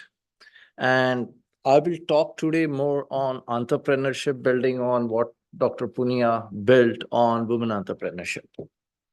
When we talk about entrepreneurship, the thought comes to our mind is valuation, boardrooms, closing deals, raising capital, maybe suave presentation making, masculine personality. But on this International Women's Day, I will talk about a different kind of entrepreneur. And that entrepreneur, what I would term in as subsistence woman entrepreneur. When we talk about the subsistence woman entrepreneur, we have in places like Maharashtra, where you have on the street side, a lady making vada, which is potato fritters with pav, or in Kerala, Chechi selling idlis. Is she an entrepreneur? And that's a question that we need to ask. Because many a times in governance and in policy, there is no difference between, and in regulation in certain policies, there is no difference articulated between gig economy worker, self-employed, and entrepreneurship. And that has a bearing on much of the schemes that are being formulated and consumed by citizens. But when we take a step back and we look at entrepreneurship of the subsistence women entrepreneurs, what they are actually intending to do. They are intending to survive. It's not about creating wealth opportunities by tapping untapped opportunity. It's about survival. And when we talk about survival, the way they look at it is, I am in a community, I will build in the community, I will stay in the community. And that's where Dr. Punia's self-help group starts coming in, building on what is termed as social capital. But does that social capital actually help you grow? Are we doing enough as moving from e-government to e-governance to support that growth? And how can BRICS collaborate across different dimensions to ensure this collaborative growth? That's what we will dwell a little bit today on. So when we talk about entrepreneurship, why would she go and do? It is a symbol of being independent. It's a symbol of having an identity. It's a way of being labor force participative. It's a process of being empowered. And an empowerment cannot be devoid of saying that I am empowered. It's a process. And to get empowered, you require both resources as well as agency, which is skills. And resources and agency together, we would say as capability. You require to have that capability. And when we have to have that capability and the resources, the first comes to our mind, and more often than not, is financial resource. While there are capital that is provided by commercial capital, by microfinance and self-help groups, and we have got success that we have seen in the past. In entrepreneurship, we know your reasons for your success in the past is your reasons for your failure in the future. Is self-help group enough or microfinance for giving the loan? And the first question that comes in is, we see typically, if you look at any of the microfinance balance sheet, you see kind of an evergreening that happens, because 20,000 rupee loan after 5 months of repayment is given 30,000 rupee loan, because last 5 months it was a good credit period and she repaid back. Now, what does that mean and why does it happen? Because institutions have got an inherent interest to increase the portfolio, because there is valuation is multiple of the asset under management of the portfolio. But that lady does not require a 50,000 rupee loan. That lady requires only a 1,000 rupee loan for a week for the weekly market. Now, currently, there are products which the institutions are, or even the schemes do not have to offer those products, while the data that is available can provide those products. Is there a way that this product can be built? End of the day, institution is liable to answer to the regulator, and it's for making money. Can we look at a scheme which basically underwrites this risk? Can we look at BRICS Bank coming up with a credit guarantee fund that allows innovation at the base of the pyramid that could create new products relevant to the segment that we are talking about, relevant to the entrepreneurship of the women subsegment that we are talking about? And that was a point that we had submitted 2 years back to when India had or 3 years back, when India had the chairmanship of BRICS.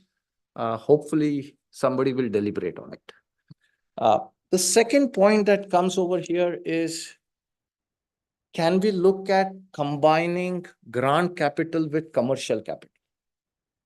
In the global south, and why do we call it global south? We don't know, but still on the global south, you have lots of grant money coming in.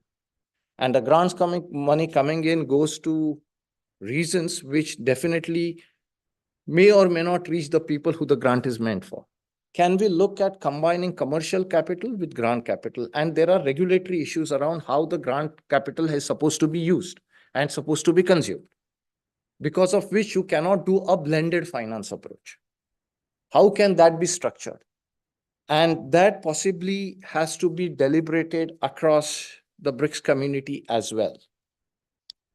While we talk about financial capital, one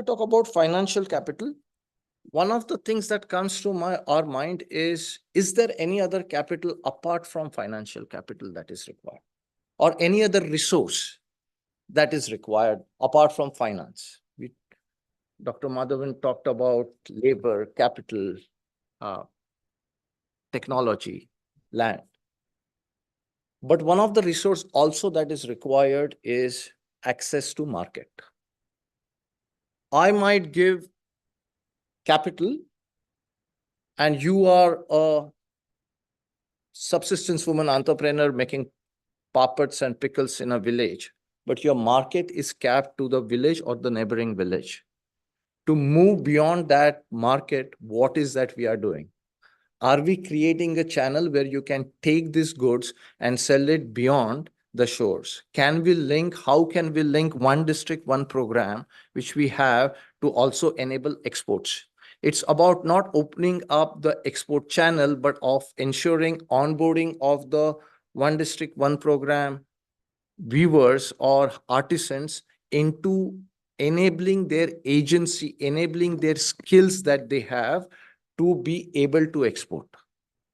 That brings us to the question that, is resource enough, or do we require to do something more than resource? And that comes to a point of building skills. Giving you loan, but not the ability to manage finance means little, because you won't be empowered, neither will you be able to scale where it is you're supposed to scale. So you got to calibrate it with loans along with agency. And how can we leverage the agency initiatives that we have, both from a schematic intervention and non-schematic intervention, as well as across the countries, to leverage further? What I mean by that is, if you are doing a financial literacy program in South Africa, can that be digitized and used as a content to be built on for for people in other BRICS countries? Can you look at how do I measure financial literacy? How do I measure digital skills? Because all of this has got bearing on both growth of the individual as well as ability to repay. Can those toolkits, can it be templatized and shared across the BRICS countries? With obviously nuances of the local, regional being incorporated.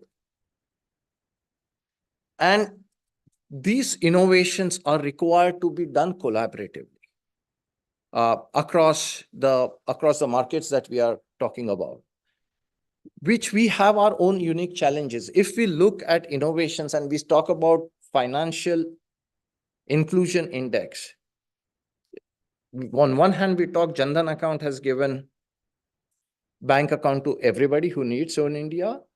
Papers have talked about how UPI is causing loan over long range.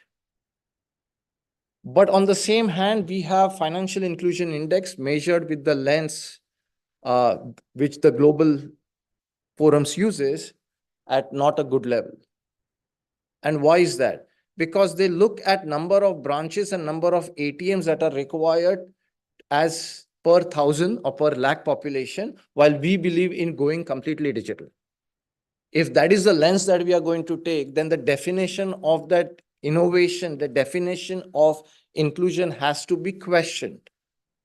What works for certain geographies will not and may not work for other geographies. And that collectively as BRICS, we need to question, because we would then particularly focus our efforts collectively in a particular direction. We invest, and this, when we put the investments in a particular direction, it comes down to what is the impact that we are doing, and how do we measure impact? Like Government of India uses outcome measurement, but not necessarily how do we measure the impact. And I will give an example. We have a Mudra scheme from Department of Finance. The impact of Mudra scheme, which is giving loans to entrepreneurs, is in Department of Finance, but the impact is actually in Women and Child Development and MSME.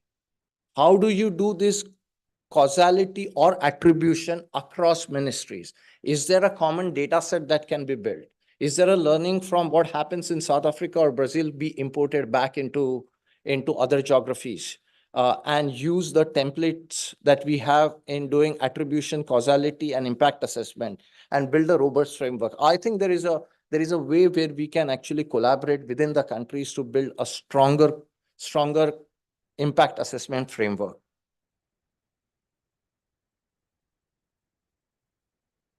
So, as Dr. Punia mentioned about self-interest, and this self-interest, it's governed by not only what the regulation says, but it is also governed by stronger gendered social institutions. What is that needs to be done to unshackle those social institutions, or look at from a different lens? And that brings to, and it may not be that what works in India works in South Africa. It may not be that even what works in Maharashtra works in Kerala or in UP or Bihar. But we have to relook at the social institutions that prohibit or stifle, rather, not prohibit, but stifle empowerment and labor force participation, especially of subsistence women's entrepreneurs.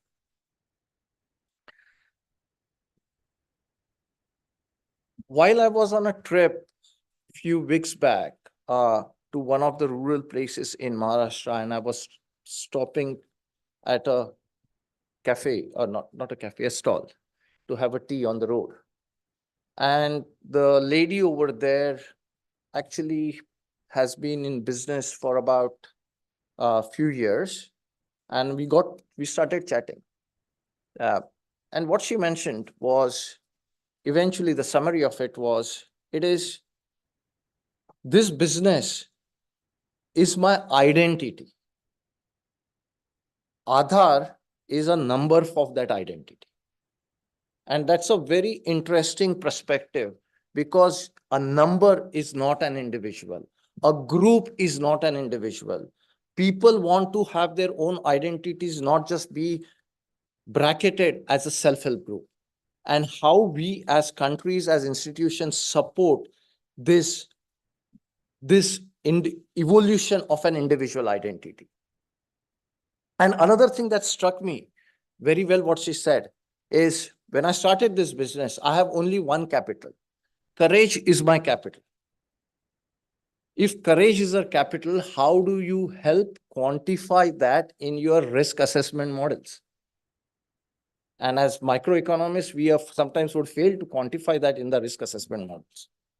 So there are different perspectives that we want to look at and we want to support in while we grow together as a group of countries. In the end, I would summarize by saying, what we do for subsistence women's entrepreneurs as BRIC countries is work collaboratively to explore regulatory, technology, or policy changes to provide them with more voices, choices, and spaces, all the three. Thank you.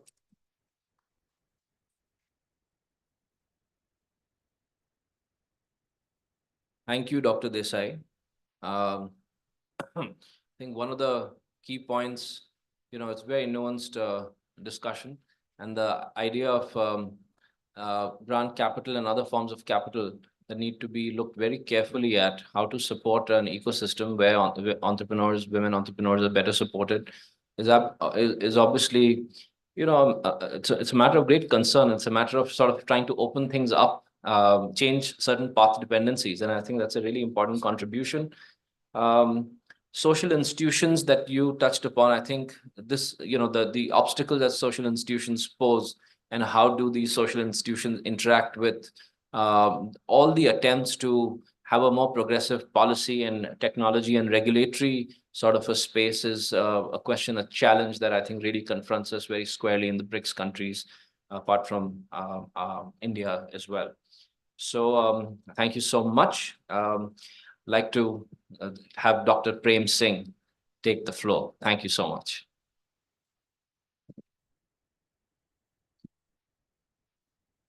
A very good morning to everyone. Although my prefix says Professor Prem Singh, let me tell you, I am very far away from a professor. I am more of a practitioner. Since I do a lot of learning and training and teaching, that's how I landed up being called as a professor. So in this entire discussion about governance and entrepreneurship in the context of BRICS countries, we have heard the experts from each field and the specialists. I will look everything from a prism of a practitioner. Having worked in the government, both in Ministry of Finance and NITI Aayog, and also in the state government in a conflict-affected area of Northeast. And, at the last point in a district or a subdivision, as we call.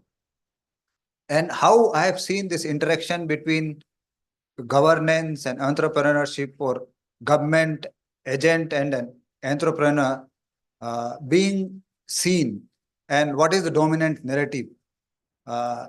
If you see today, just as a just one shot, the relationship between government and entrepreneur would be what Dr. Madhavan was saying, that government is intrusive, is an irritant, comes and creates problem for entrepreneur, and very truly so. I fully agree with it. You go to a software company and say, I want to inspect the boiler. Okay. Or you go to a shop where people are selling cooker or maybe clothes and ask for, 500 grams of stamped. There is a stamp, okay, in this weights and measure. If you look it from the other side, उसमें stamp होता है वो weights and measures का. And let me tell you, I have seen this in my own district. I am from Lahore Spiti. It's one of the farthest corner. Nobody can cheat anyone there because everybody is relative. Everybody knows each other. But still this weights and measure fellow will come to the shop where that shopkeeper is selling to his uncle, aunt and cousins only. There is nothing cheating. I mean, they don't even weigh. But that fellow comes once in a year and he has to be given good tea, coffee. So this is the dominant narrative in public discourse about how government behaves vis-a-vis an entrepreneur. Now, let me tell you what exactly happens in the government side. Now let me put the hat of a government agent. I am always suspicious. Why this entrepreneur or why this businessman is coming to me? Why is he opening a shop here? Why is he doing this business? He must be minting money. He is only concerned about his bottom line. He is going to be ruthless. Okay. He is going to not bother about security, or he is not going to follow the rules of the law. And he or she will be, as I said, that ruthless pursuit of money or the bottom line or the IRR, as they call it. So, this is the dominant discourse that we have. And I have always been telling, sitting in Niti Aayog also, my former boss Amitabh Kant used to say, ये तुम ना ये Mussoorie academy में जाके इनको पढ़ाते हो, इनको बताओ, make them more sensitive to an entrepreneur. That, generally a bureaucrat will always say, at the end of the meeting about half an hour, yeah, what is in there for you? Or he will at least think, why this fellow is so enthusiastic? I am so lethargic and laid back because मुझे तो तनख्वाह मिलनी है. Why this entrepreneur is so, energetic? He wants to go to a, faraway place, work for 18 hours a day, and why? There must be something for him. And they actually sometimes ask questions, and you might face that question. कि इसमें तुम्हारा क्या है? And this is that suspicion, this is that very dysfunctional dynamics or dysfunctional interaction that is going on between the government agent and an entrepreneur.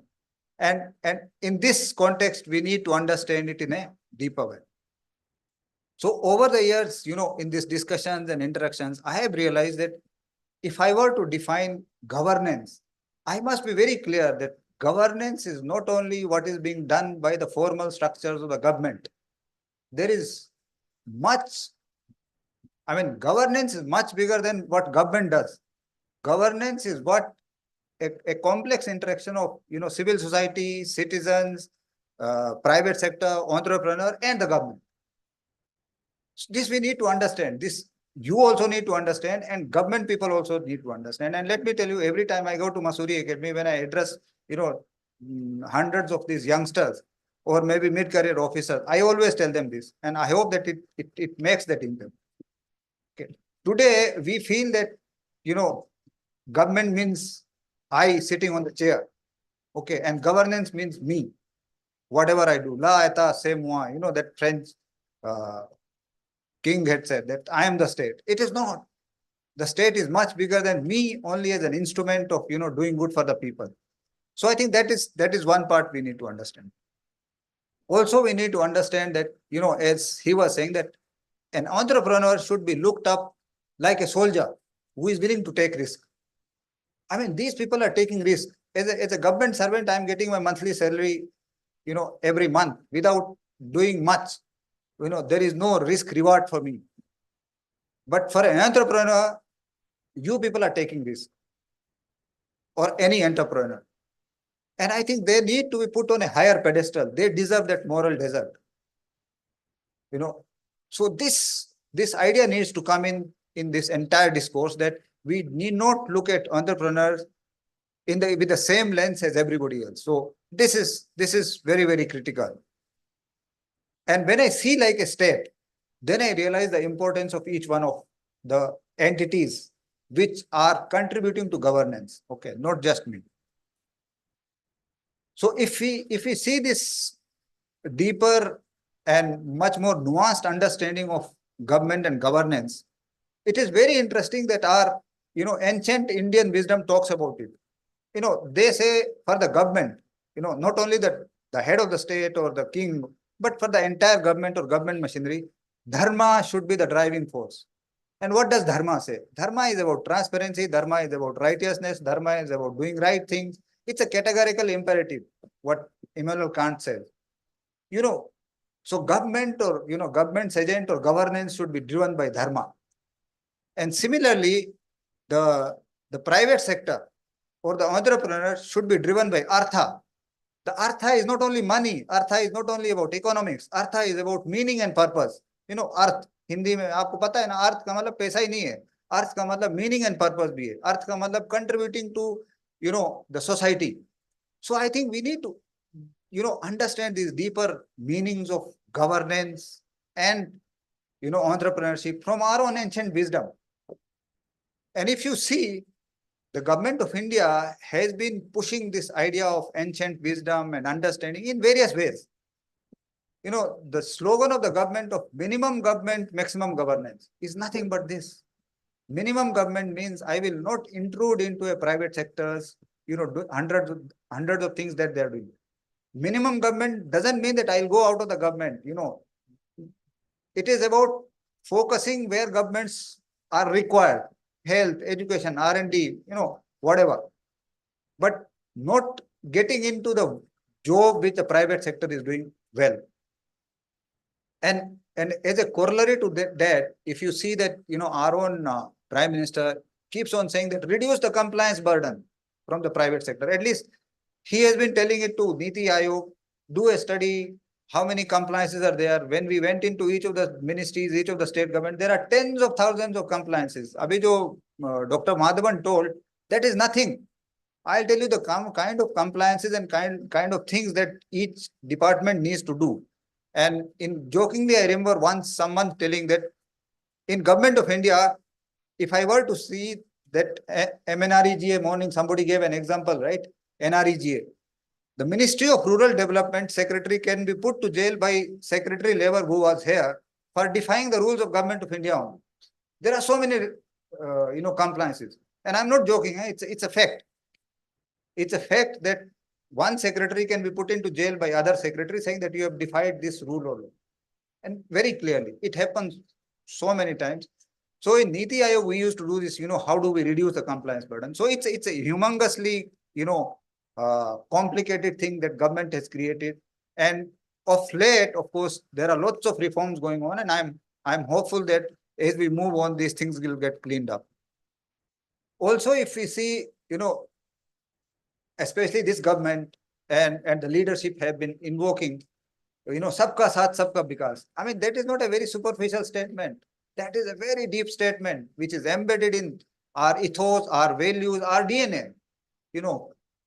Collective working, respecting everyone, believing that knowledge and wisdom can lie everywhere, not just in these IIMs or, IITs or AIMs or LBSNA. Wisdom is everywhere. You just need to open your eyes. You need to be empathetic. That's it. So, that is what they are saying.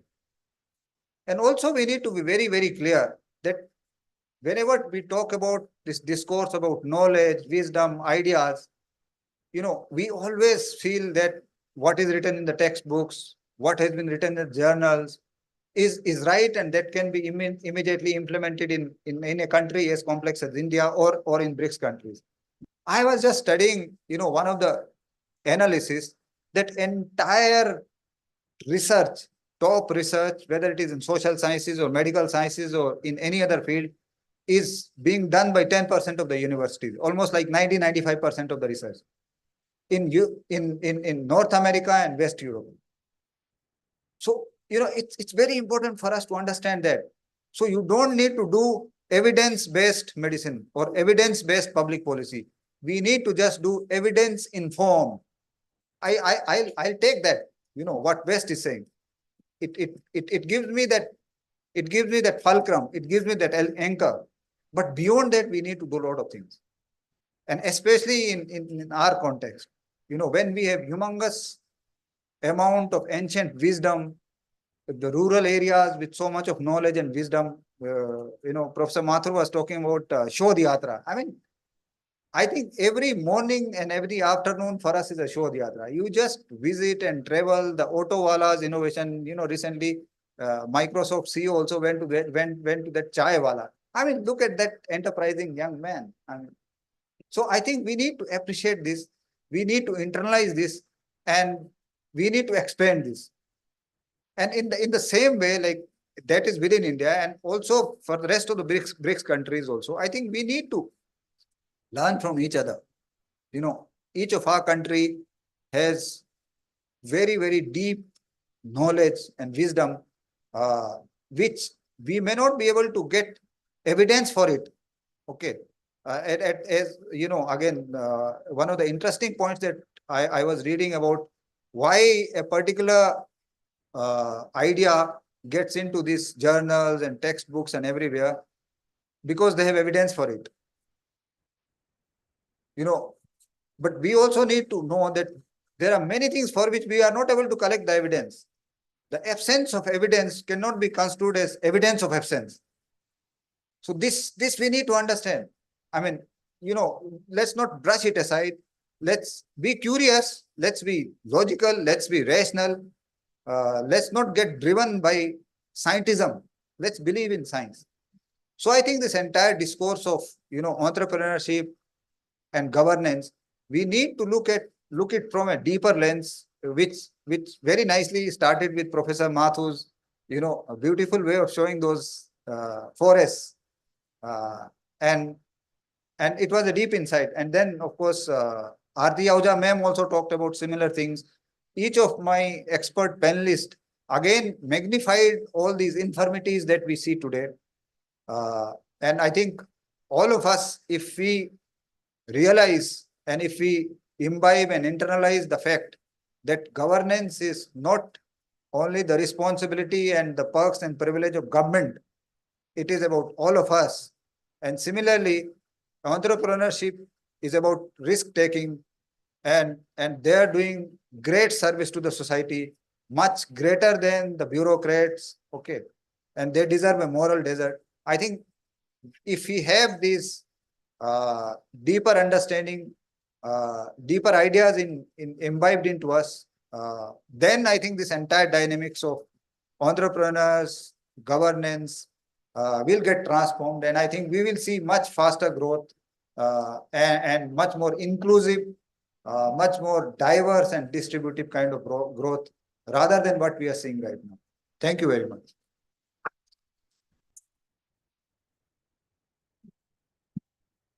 Thank you, Dr. Prem Singh. That was very, very insightful from your experience as a practitioner and your engagements that have helped you reflect on different aspects of practice. Talking about government as an enabler of entrepreneurship has been, I guess, one of the topmost priorities in the last 15, 20 years here. How well that's that there's certain part dependency that can always be improved upon, and that's an important pathway. Knowledge diversity is a hugely important point. Looking at the ecosystem, trying to understand what it is in order for sort of an equal terms of growth for everyone. A diverse nation like ours and the diversity that exists in BRICS nations across the world. That's supremely sort of an important thing, and we can't lose it again by any kind of dominance that we encounter. So thank you so much for that. We have a few minutes, and maybe if anybody wants to pose questions, if you can pose some questions to the panelists. That are there folks with mics here? If you can get the mics to here, our colleague here in the front, and then a colleague at the back there. We can take another colleague over there. We have space for 2 or 3 questions. So hello, sir. Good morning. Sir, my question is for Madhavan sir. Like you said that there are too many regulations that the entrepreneurs have to comply with. But then there are things like Bhopal gas tragedy happened because of the norms were not followed. So isn't it a narrative created by large enterprises or big businessmen that there are too many compliances, regulations that we have to abide by. And I have 2, 3 questions. So one more question I have with Puniyat sir. So you talked about Kudum Shri.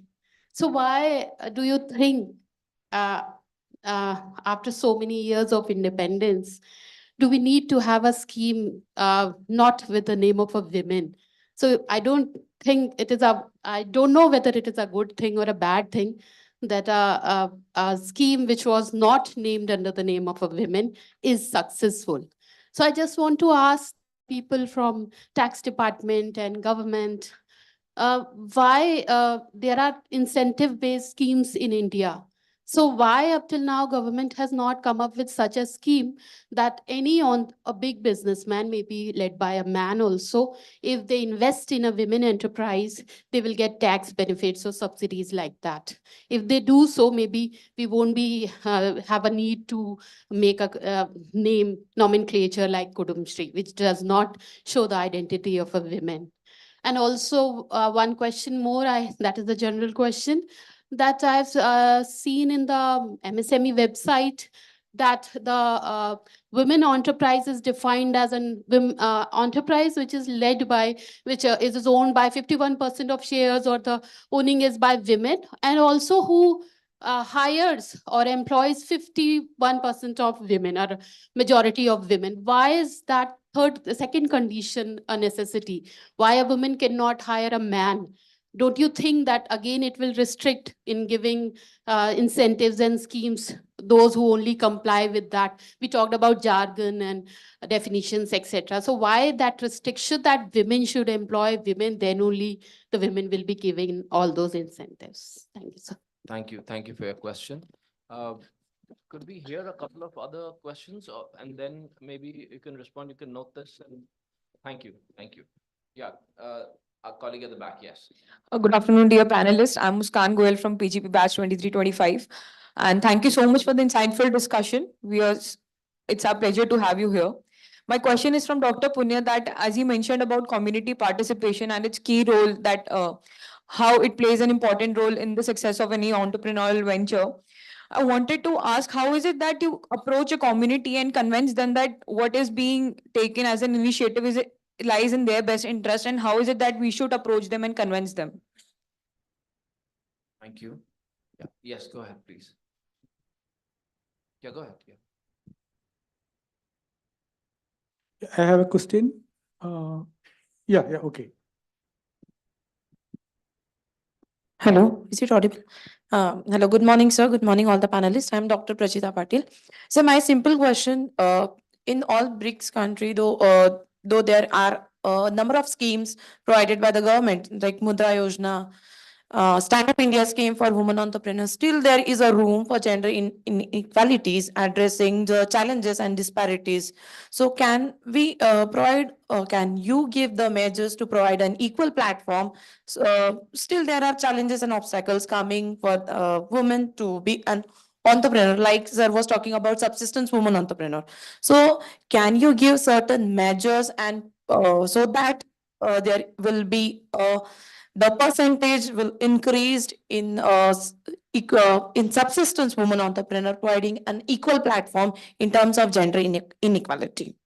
Thank you. Thank you. Sir, please ask your question. Yeah, I have one quick question. I mean, I have a slight disagreement with processing when he said that, compartmentalizing dharma with governance, and as well as artha with business.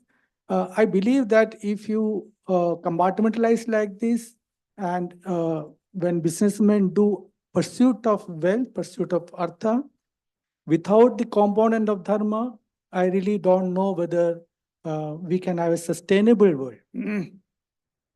To me, if we have to have a sustainable world, the spread of dharma should be there. I mean, there is nothing more important than self-regulation than a regulation from an external source. So I would like to know your opinion on that. Thank you. Thank you, sir. All right. Okay. Responses from our panelists. And then any further questions and discussions can be had over like the refreshments, if that's all right. Yeah. Thank you so much. Please go ahead. Yeah.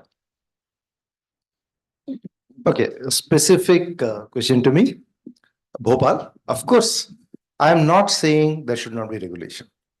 There has to be strict regulation for certain areas where it poses public risk. I mean, I would say if you're saying drugs and medicines, we need to make sure that the regulation is strong, you're getting that.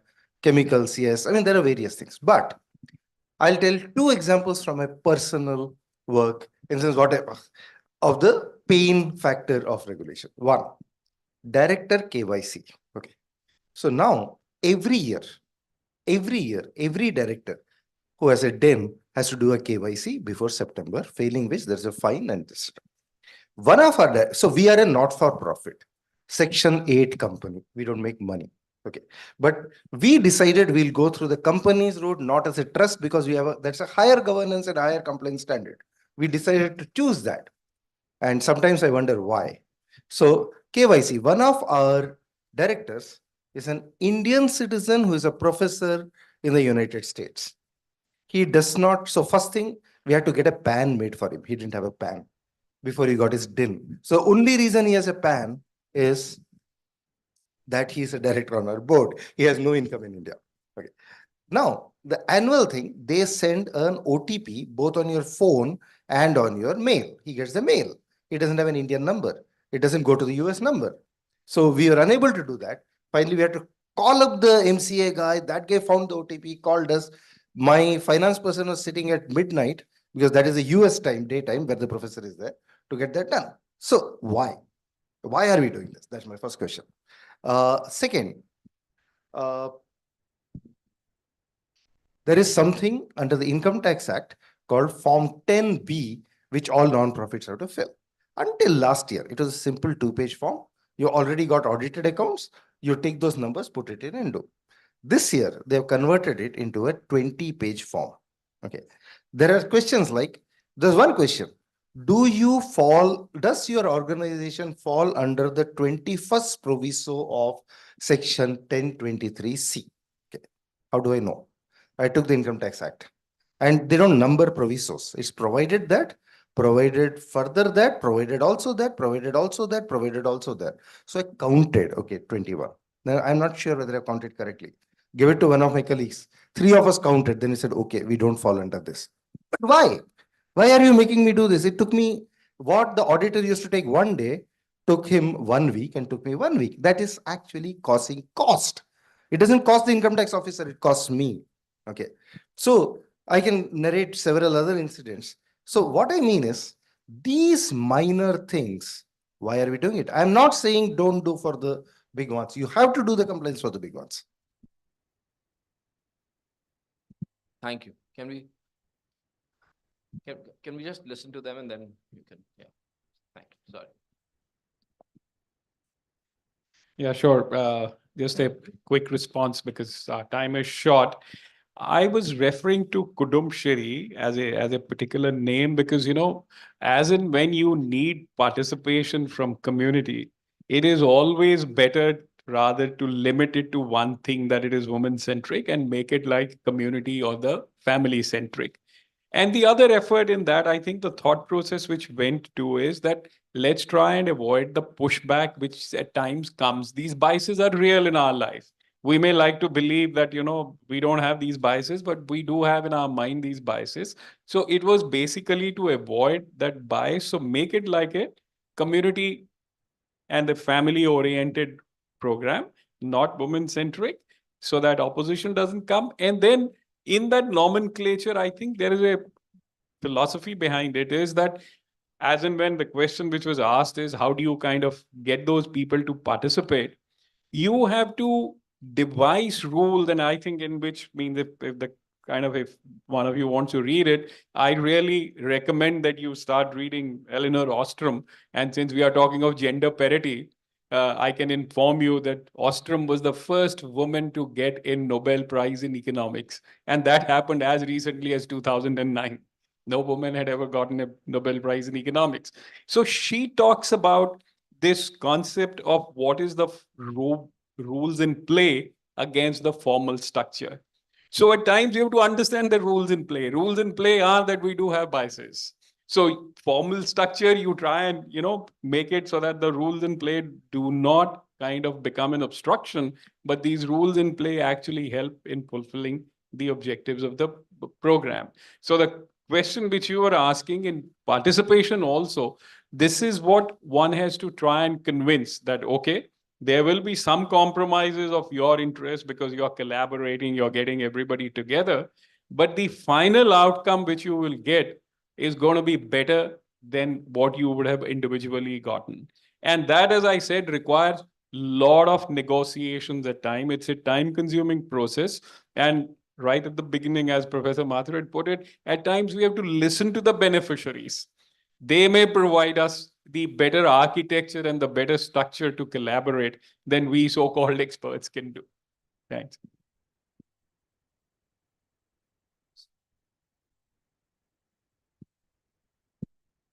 So I'll just add to what Dr. Punia mentioned about the name of Kudumbashree. If we look at the evolution of SHG, it was in the early 70s. And the lens through which the name was done was a woman actually impacts the whole kutumba, whole family.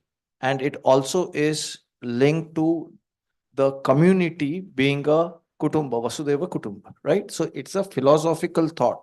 And once it is evolved and it is accepted, there is no reason why we actually name just because it has to be named as a woman's scheme. So and again, it's not a scheme.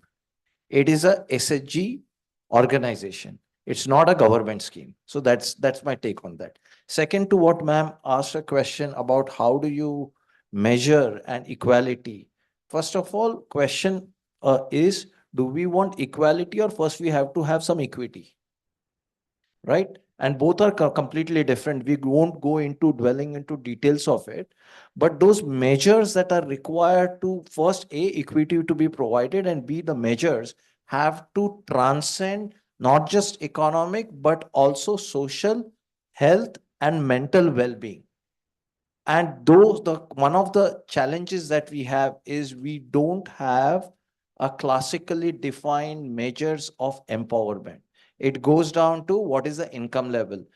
Now, empowerment is power to, power of, and power over her income proceeds also. Now, does she have a power over her income proceeds? Then is she empowered? If she doesn't have, and that goes to another question which ma'am mentioned over here about 51%. And I'm not a regulator, neither a policymaker, but one of the thoughts could be if you have surrogate ownership of 51% making you eligible for a scheme, then what is the way of looking and trying to see that you are actually empowering more, you are genderizing the institution that you're building or the organization. So there could be various ways. Good point, we'll have to take it up with the appropriate policy, and it's a research question. Thank you. Yeah, I think my point about Artha and Dharma, if it landed as if I am compartmentalizing, I'm sorry. I fully agree with you that, self, everything should be on trust mode, from both sides. I do agree. Maybe because of paucity of time, I move quickly. So that point is well taken. What he was trying to say is that, Dharma should be applicable for entrepreneur also. Very correct. I mean, that's true. I will just answer one small question about Bhopal gas tragedy and compliance. It's a very counterintuitive thing to say that just because there is a Bhopal gas tragedy, we have to do more, compliances. We have to ask for more. No, please reduce the compliances. Because if I have fewer, I am talking from government point of view. If I have only 4 inspectors, I have to do 3,000 compliances. Then they are frivolous compliances. Weights and measures देखना पड़ेगा, ये देखना पड़ेगा, वहां switch है कि नहीं है देखना पड़ेगा. No, reduce it to only 10 very important ones so that that fellow can spend full day in a place like Bhopal gas tragedy. See, that let's be very, very careful. These are governance ke, arguments which are counterintuitive. It is very difficult for anybody to explain it unless you have been there in the government. Because my inspector will say, आपने sir मेरे को 500 चीजें देखने को बोला है, फिर तो मैं 500 चीजें हर जगह जा जाके 2-2 मिनट देखूंगा. जिस चीज में मुझे 1.5 घंटा लगाना है वो मैं नहीं कर पाऊंगा. We need to be very, very careful. It's like I was in AIMS, okay, New Delhi. We used to get OPD patients, tens of thousands. I am a neurosurgeon. Give me time to see my patient very carefully. I'll treat him well. All these patients should go to some primary health care center, secondary health care center, or Safdarjung hospital. AIMS where only the patient should come who require my level of intensity, depth, and understanding. Same thing holds true for compliance also. We should reduce all frivolous, unnecessary, intrusive compliances, but do compliance which are very, very critical, which have huge negative if it is not done. वो करना पड़ेगा. So I think it's this pushing this argument of that Bhopal gas tragedy हुई थी इसलिए बहुत ज्यादा compliance करना चाहिए हर sector में doesn't hold true. Thank you. From government point of view. Thank you. Just 10 seconds. I said like it's a International Women's Day, so something to take pride in and celebrate also. And I'm showing loyalty to my current job, which I am doing. BCCI is the first regulatory body of sports in the world which has made parity of payment to be made across genders for any match to be played. And in October 22, we took this decision. No other sport, unfortunately, like you see across basketball leagues, the football leagues, the payment structure is totally different. But now if an Indian woman plays for a T20 match for India, she draws the same payment which a male gets. Same for the test match. So we were the first in October 22 BCCI to do it, and the International Cricket Council followed it 9 months later. So cricket is the one sport where there is a parity of payment across genders. Let's go in for such incremental changes and feel good about it also. Thank you. Thank you so much. Thanks for the madam. Over to the students now. Thank you so much. As we conclude this enlightening session, I extend my heartfelt gratitude to our esteemed panelists. Your perspectives, experience, and wisdom have enriched our understanding of governance and entrepreneurship. Let us carry forward these insights, fostering collaboration and driving positive change. May our shared commitment to progress continue to strengthen the BRICS Alliance. I would like to take this opportunity to thank all the panel members for their valuable insights on the topic and for sharing with us their invaluable experiences. I now request Professor Ramkumar Kakani to extend the memento from IIM Raipur to the panelists for gracing us with their presence in this conference.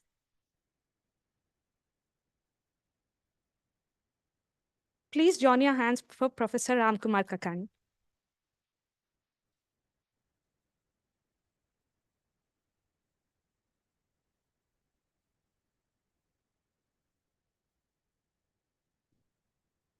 Dr. Pushpinder Puniha.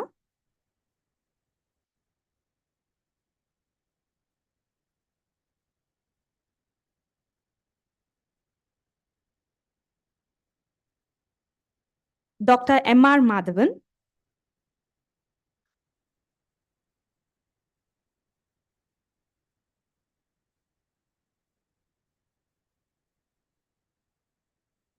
Dr. Ashish Desai.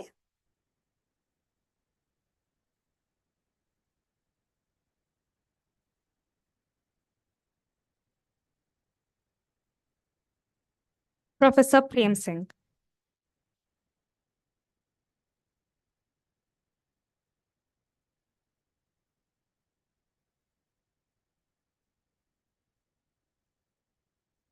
And our moderator for today's panel discussion, Professor Navdeep Mathur.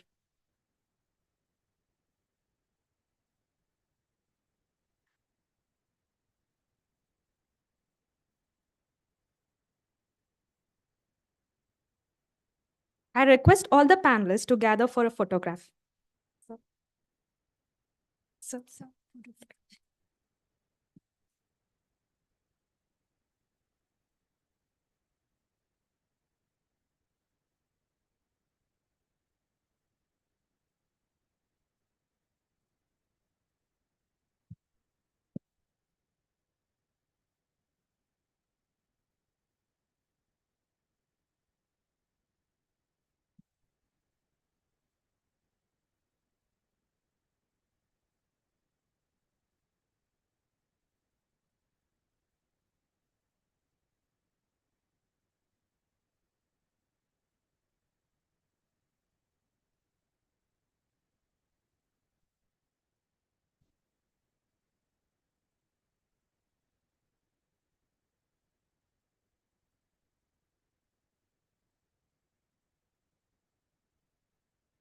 Thank you, sir. Thank you, sir. We would now break for refreshment. All the students are requested to please remain seated.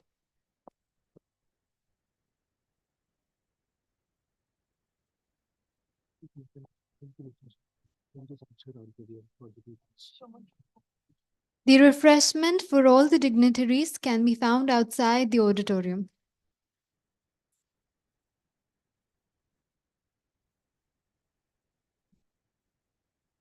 Good talk.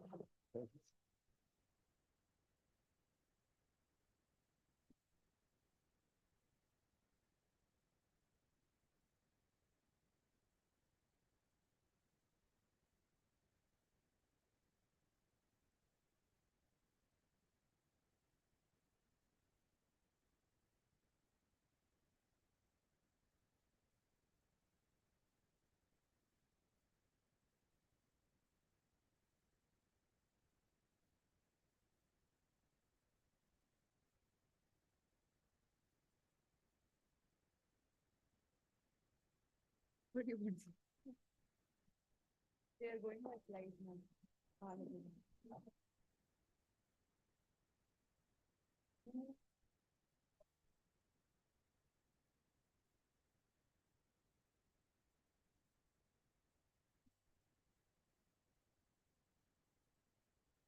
Students are required to return to the auditorium by 12:15.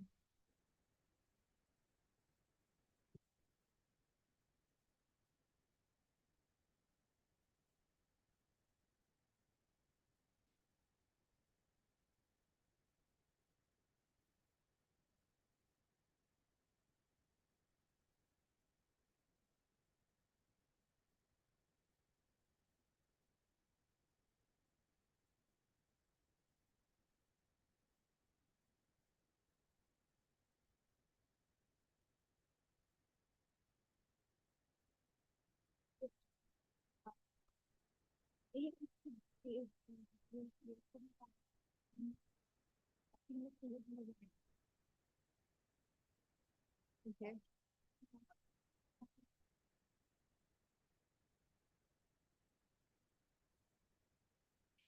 Rest and listen. Where were you? Yeah, just talk to her. Tell her the entire script series. Nikita. क्या हुआ ma'am? हाँ, I have written that.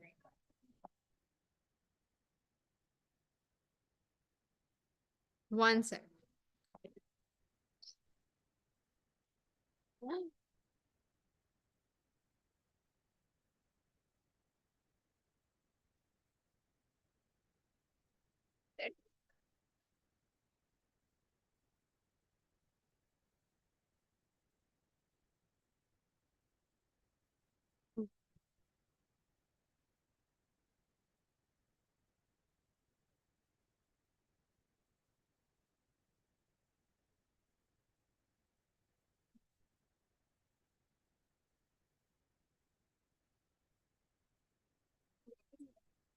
देख एक बार चढ़ के देखते हैं तब तो इस साइड रहेगी I hope you want to take that side, right? No, it's fine. You want to stand here? नहीं वैसा कुछ नहीं है off okay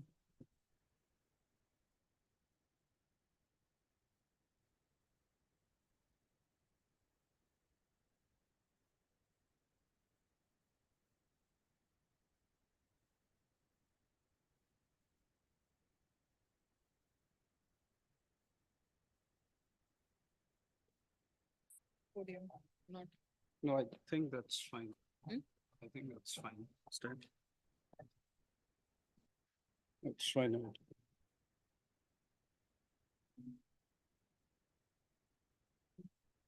रोहित एक बार चेक कर कुछ जा रहा है ना क्या हम मतलब तीन एक लोग बार बोल आवाज आ सकते रहा हैं है इधर?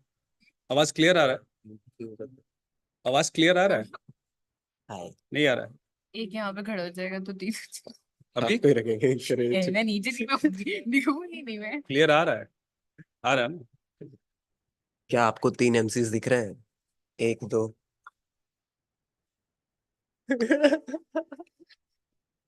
commence from 12:30.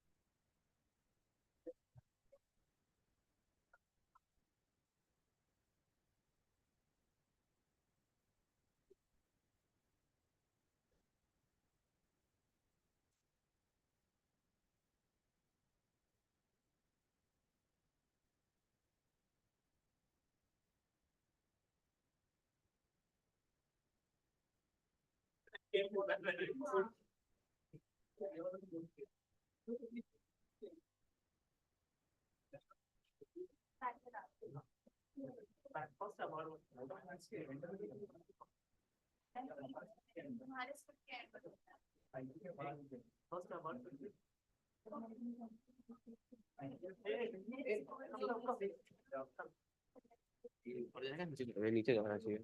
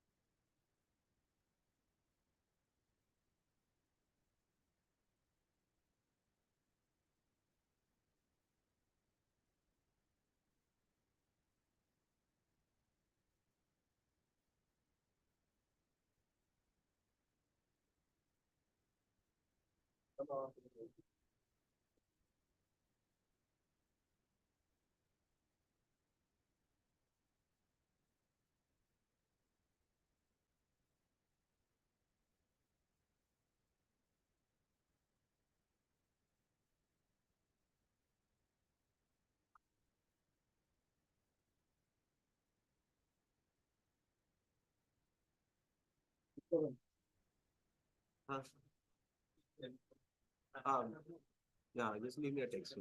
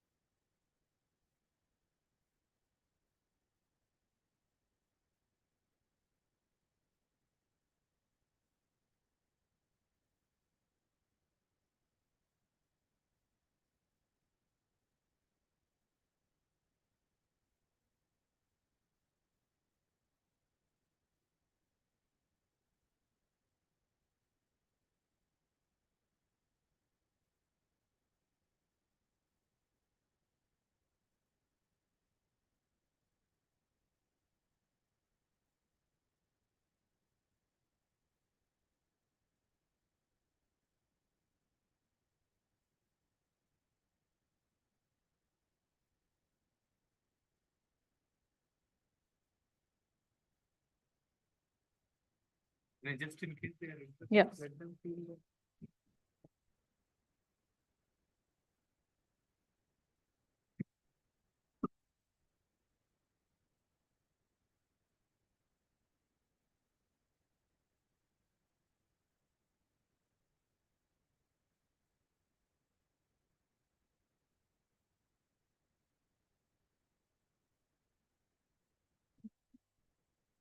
This way. No. Too much pronouns. Okay. Mhm. Okay.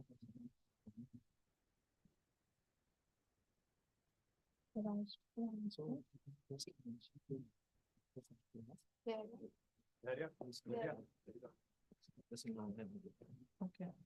Okay. So just ask to add after the national anthem, and participants are requested to wait for an important announcement.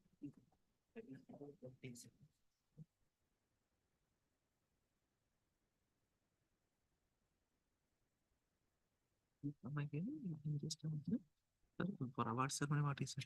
Award ceremony, only one participant is there. Like the other one is on. It was online. It's a Chinese participant.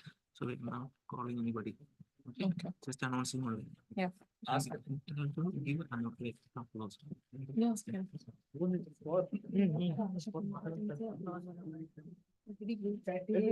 Perfect side.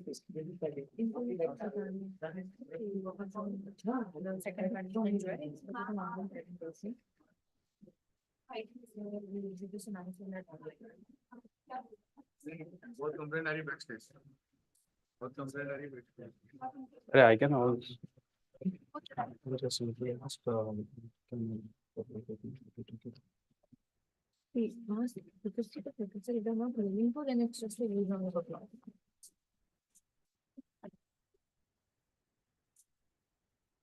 You're not calling them?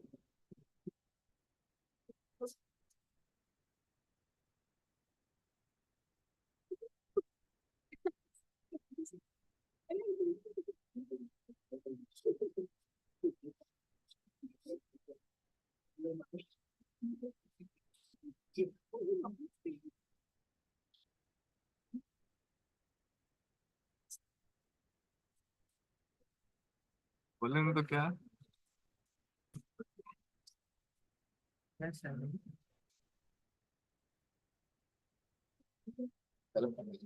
I'm going to backstage. Then कौन बातें करें? I'm going to backstage. कौन बातें निकला? निकला तो लोग सुन रहे हैं। भी दूसरा पेन साइड में कल भी आ गए थे। हम सो रहे हैं सब पीछे लोग देख दिया।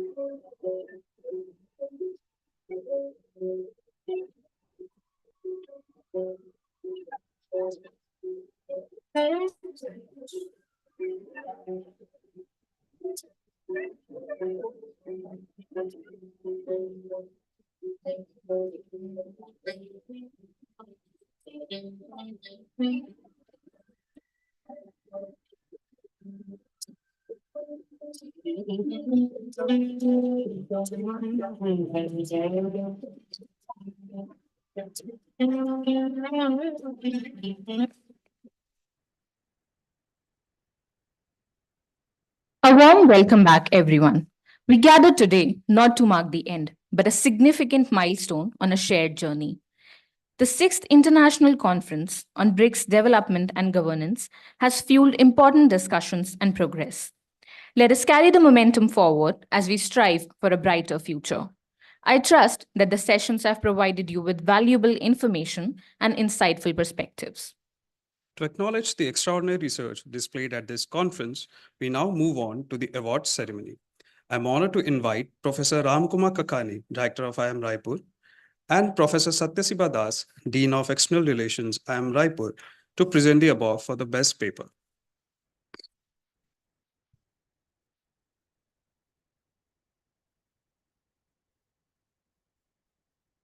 The Best Paper Award goes to Ms. Prihana Vashisht and Mr. Ritvik Sharma for the paper titled Profit with Purpose, Impact of Green Banking Practices on Perceived Profitability, ESG Investments and Sustainable Banking. Can we please have you on stage?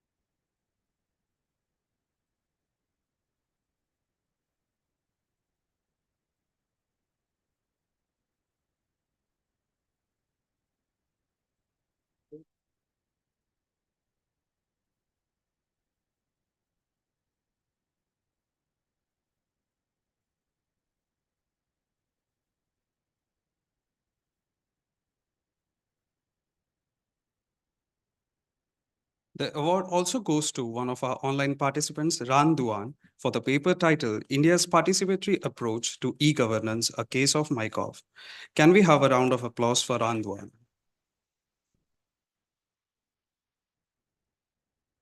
Thank you, Professor Kakani and Professor Das, for your esteemed presence, and congratulations to the winning participants. Now, we have the privilege of hearing a summary of the conference proceedings from Professor Satyasiba Das.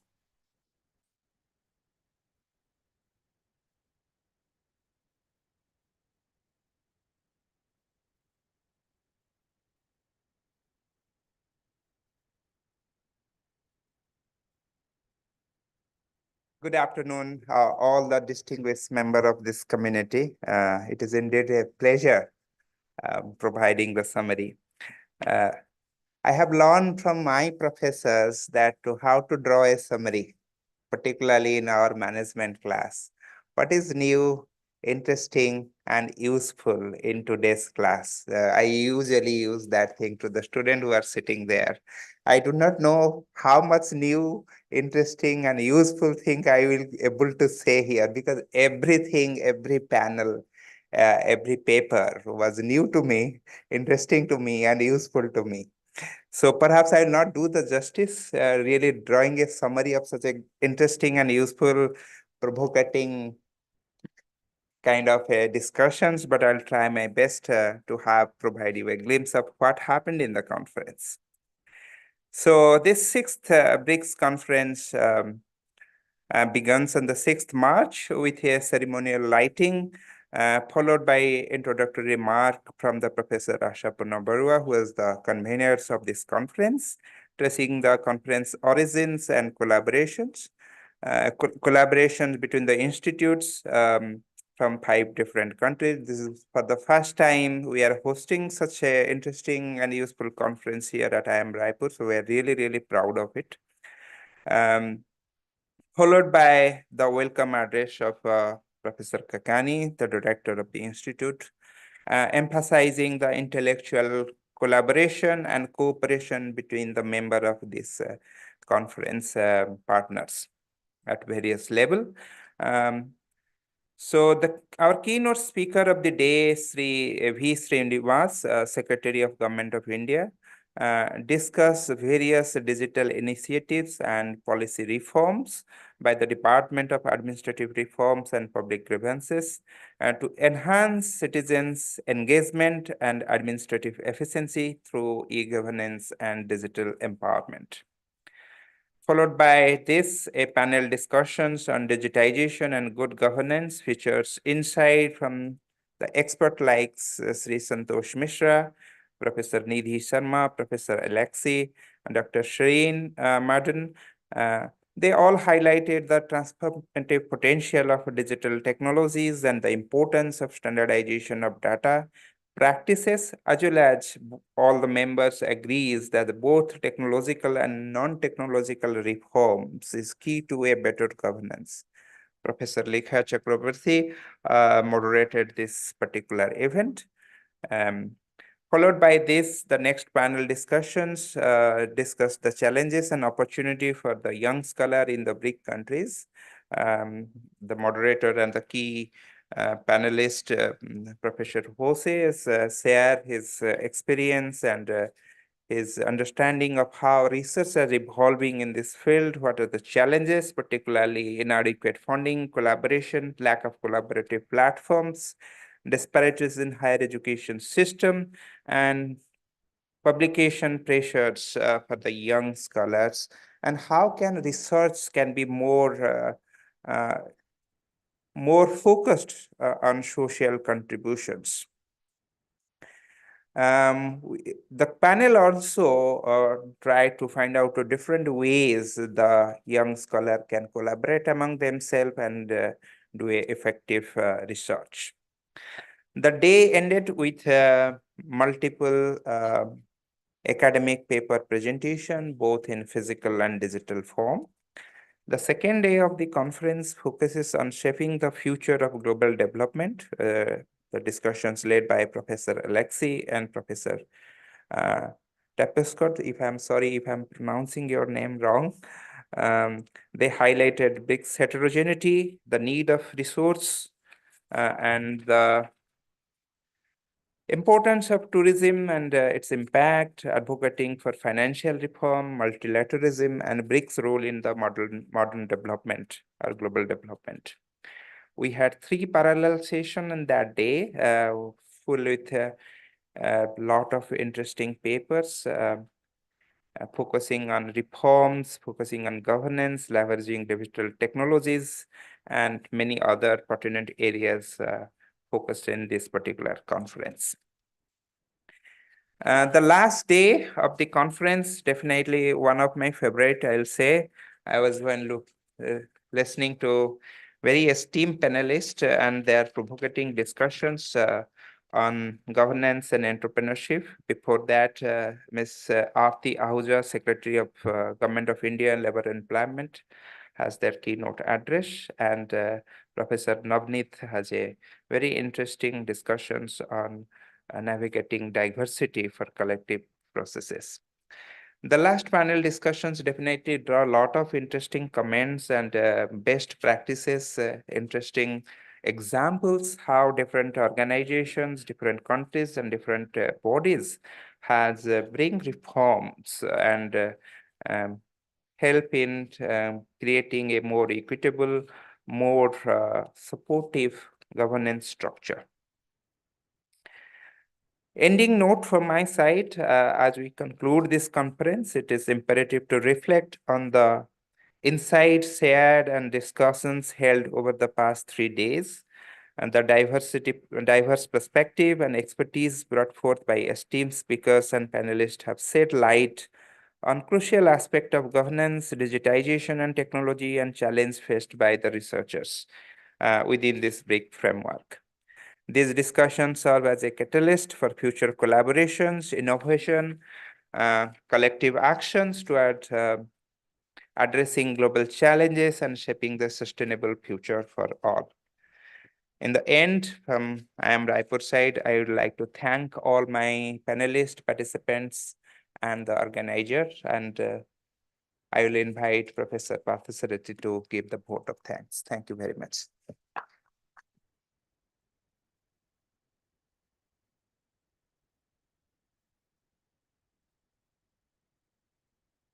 Thank you, Professor Das, for your insightful summary. Now I would like to invite Professor Parthasarathi Banerjee, Distinguished Professor, Strategic Management, IIM Raipur, to deliver the vote of thanks.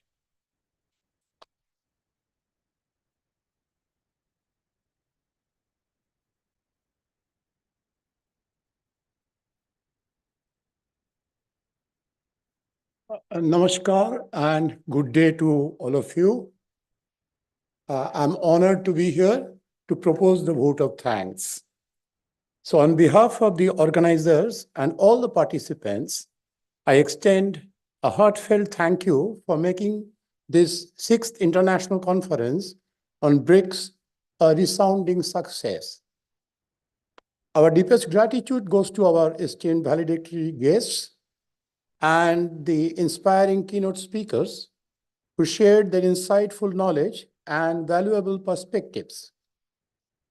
The thought-provoking presentations sparked lively discussions and enriched our understanding of the field. We are also incredibly grateful to the panelists and moderators who facilitated these discussions with expertise and ensured the smooth flow of our sessions. We especially acknowledge the contributions of our guests, Professor Jose A. Pupim, Chris Tapscott, and Navdeep Mathur, for making this conference such an insightful session. Special thanks go to our generous sponsors, Department of Administrative Reforms and Public Grievances, and the Central Warehousing Corporation, and also our conference partners, the University of Western Cape, Cape Town, the School of Politics and Governance, Faculty of Social Sciences, HSC University Moscow, the IIM Ahmedabad, the National Research University, Higher School of Economics, HSC University Moscow, and the Fundação Getúlio Vargas, FGB, Sao Paulo, and the Institute for Global Public Policy, Fudan University. We are indebted to the director and the Dean of External Relations, our academic associates, for their expertise and guidance. The dedication to this field is truly inspiring. The tireless efforts of the organizing committees, the enthusiastic student volunteers, especially them, the students, and the dedicated IT staff, they deserve immense praise. Their hard work ensured the seamless operation of the conference, allowing us to focus on learning and engagement. We also appreciate the meticulous work of the housekeeping staff for maintaining a comfortable and professional environment. Finally, a huge thank you to all the paper presenters. Sharing your research and fostering knowledge exchange is the very heart of this conference. The insights gained over the past 3 days will undoubtedly leave a lasting impact on all of us, particularly our student participants who is forward these valuable takeaways into their future endeavors. Thank you once again to everyone who played a part in this enriching journey.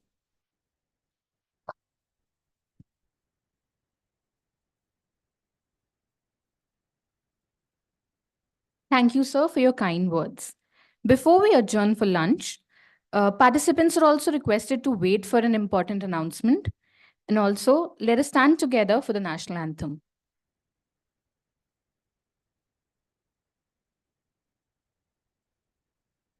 Jana Gana मन अधिनायक जय हे भारत भाग्य विधाता पंजाब सिंध गुजरात मराठा द्राविड़ उत्कल बंगा विंध्य हिमाचल यमुना गंगा उच्चल जलधि तरंगा तव शुभ नामे जागे तव शुभ आशीष मांगे गाहे तव जय गाथा जन गण मंगल नायक जय हे भारत भाग्य विधाता जय हे जय हे जय हे जय जय जय जय हे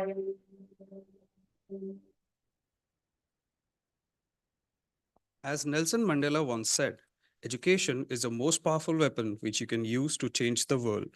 This conference has been a testament to that power, fostering learning, collaboration, and new perspectives on development and governance in the BRICS nations. We hope you found the experience both productive and enjoyable. On behalf of the organizing committee, we extend our heartfelt gratitude to all of you for joining the 6th International Conference on Development and Governance in the BRICS. Thank you. I now invite the organizing committee for a group photograph with the director.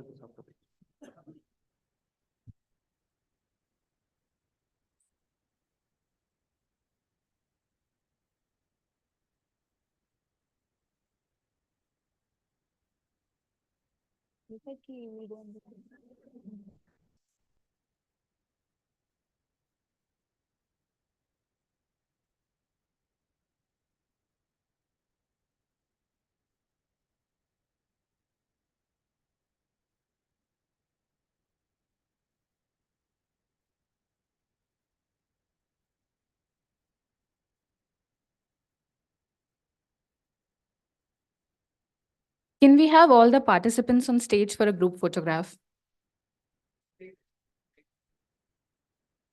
All participants, please.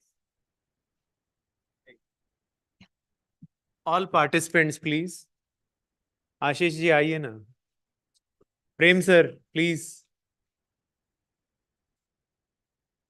And all participants, Sunita madam, I think you also presented a paper, please.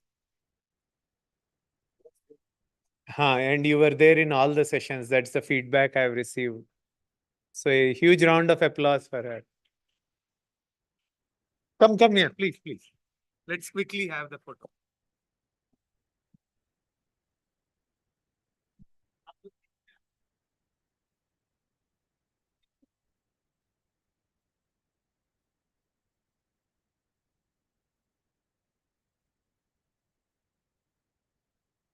All the participants, please.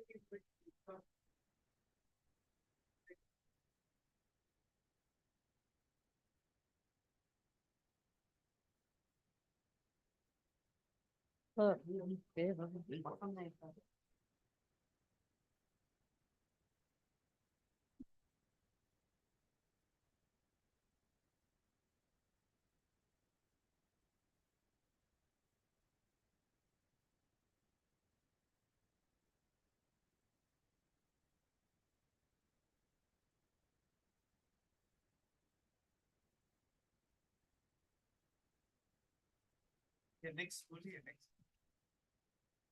Now, I think organizing committee can be there.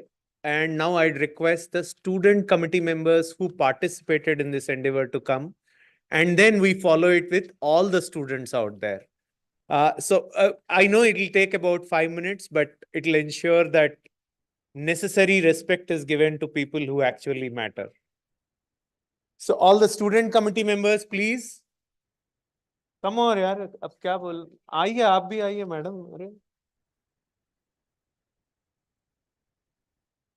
Come.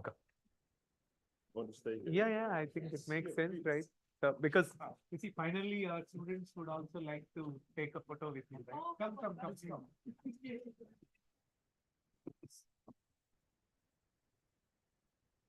Yeah, we'll do that.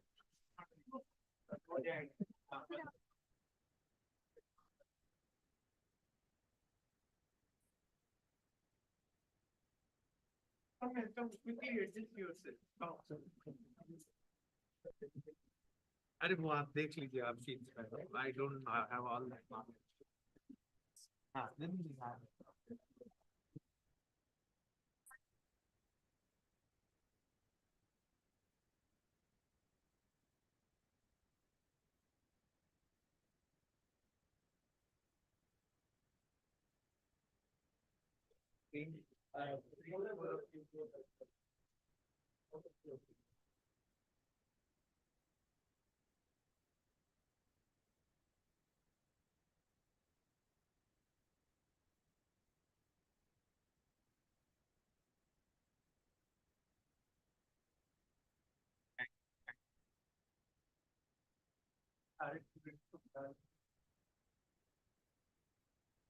All students who've been so nice and patient enough in listening to all the songs which we are doing, please come over. Please join us.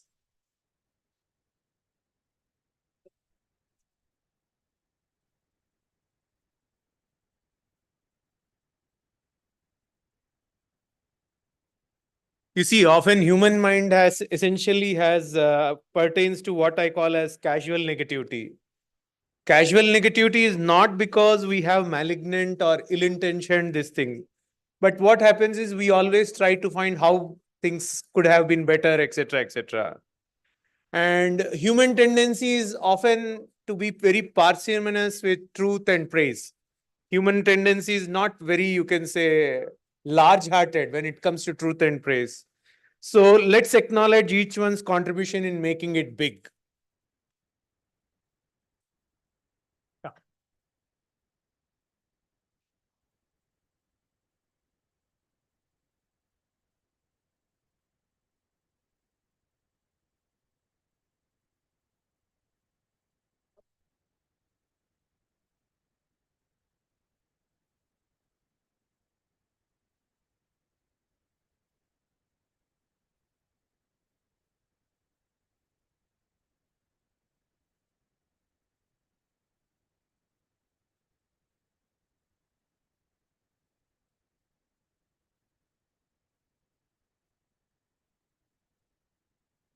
Yeah.